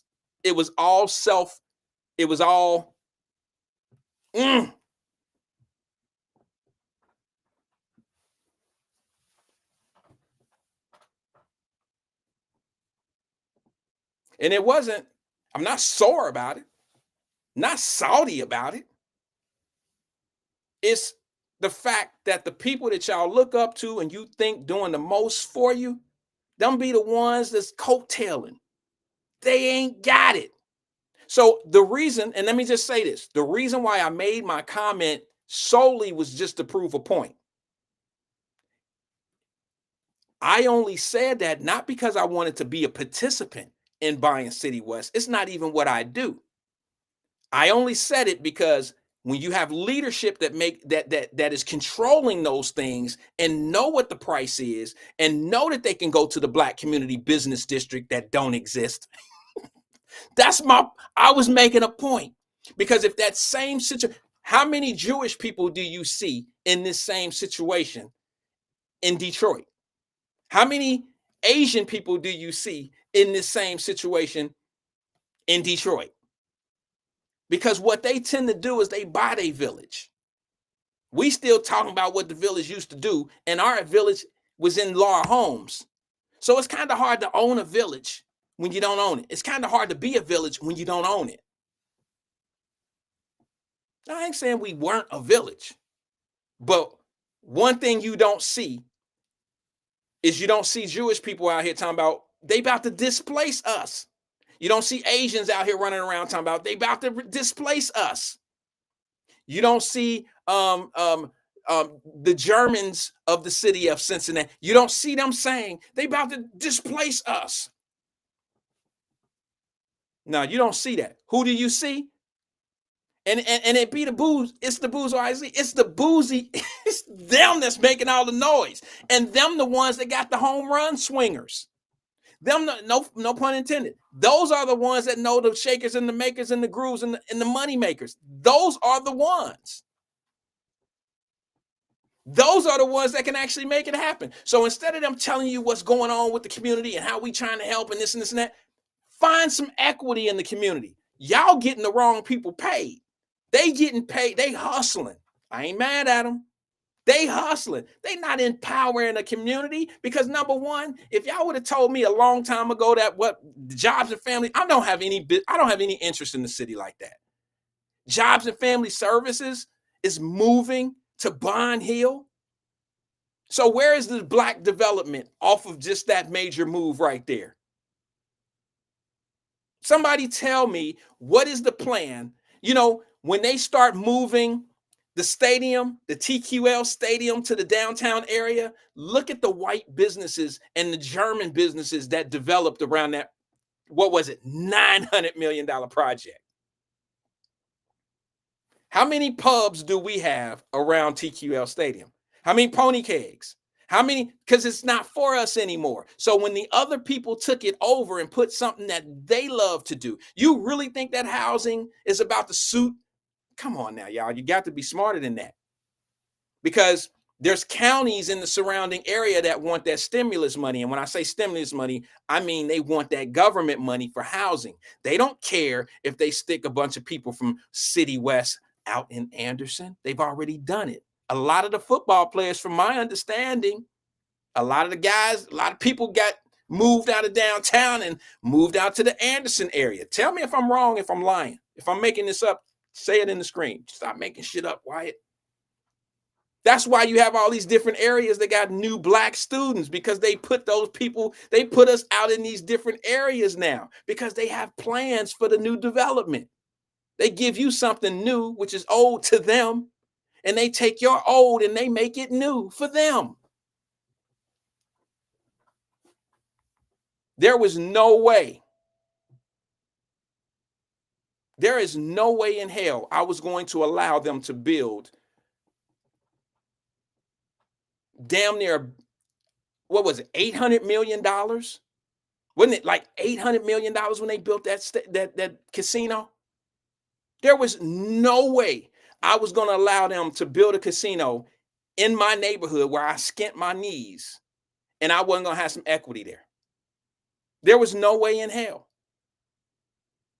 So Bond Hill and my Bond Hill residents and all my entrepreneurs, yo, this is a golden opportunity. This is a golden opportunity to take your business, your ideas, Go to Bond Hill. Build. Be self-sufficient. Start something. You got a book of business right there. 300, 400 employees right there in that building right there. Build off of that. Let me show you this one video and then I got to get up out of here. Okay, I got to go. I was supposed to be out of here at 4 o'clock, but things this week, I guess everybody's on a holiday schedule. I didn't get my normal ping and thing that I normally get. I normally had a Zoom at 4 o'clock and I didn't get it. So I'm just going to go on for a couple seconds. I want to share this video for those that need to see it. Check it out. Stay away from people who hate you. Stay away from people who hate you. Stay away from people who hate you, but still want to be around you. That's the most dangerous group of all because they don't like you, they don't clap for you, they don't support you, but they refuse to leave your space. Why? Because they want access to what they secretly envy. They study you so they can copy you. They smile in your face while preying on your downfall. They stay close just to keep tabs on what you're building. And the craziest part, they don't want you, but they don't want you to elevate without them either. Like, that's why they throw little shade. That's why they act weird when you win. That's why their energy shifts when you talk about leveling up. They want proximity to your life, but not alignment with your spirit. Jealousy don't always walk away. Sometimes it sit right next to you pretending to clap. So protect yourself from people who can't stand you, but won't leave you alone. Because if someone dislikes you, but wants access to you, that's not a friend. That's someone gathering information. And the moment they get the chance, they'll use it against you. So stay away from people who hate you, but still want to be in your presence. That's not love, okay? That's surveillance.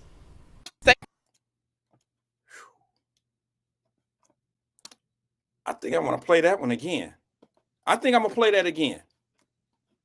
Stay away from people who hate you, but still want to be around you. That's the most dangerous group of all because they don't like you, they don't clap for you, they don't support you, but they refuse to leave your space. Why? Because they want access to what they secretly envy. They study you so they can copy you. They smile in your face while preying on your downfall. They stay close just to keep tabs on what you're building. And the craziest part, they don't want you, but they don't want you to elevate without them either. Like, that's why they throw little shade. That's why they act weird when you win. That's why their energy shifts when you talk about leveling up. They want proximity to your life, but not alignment with your spirit. Jealousy don't always walk away. Sometimes it sit right next to you pretending to clap. So protect yourself from people who can't stand you, but won't leave you alone. Because if someone dislikes you, but wants access to you, that's not a friend. That's someone gathering information. And the moment they get the chance, they'll use it against you. So stay away from people who hate you, but still want to be in your presence. That's not love, okay? That's surveillance.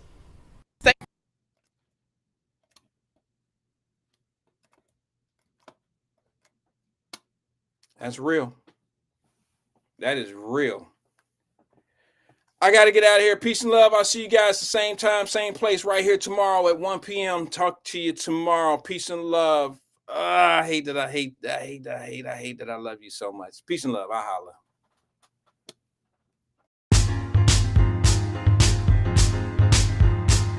Yeah. Hey, yo, turn the piano up. Can you feel it? Yeah, like that. Just the way love feels. Yo, check it. Are we living in vain? Are we living in pain? Girl, remember my name. Remember my name. And whatever remains after we walk on white sand. Let's travel in style. Just wanna see you happy and smile. I could change your life in one flight. Let's take off tonight. Come on. We go up, we go down. Let's go. Love is in, then it's out.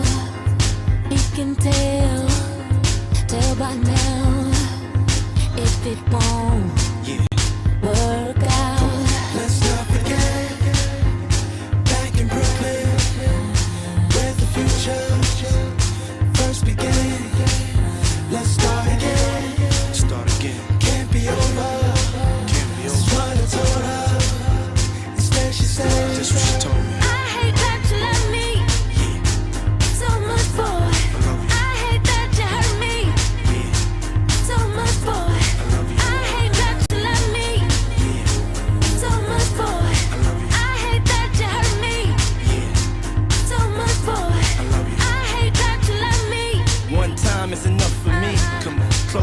there's much to see. Let's go.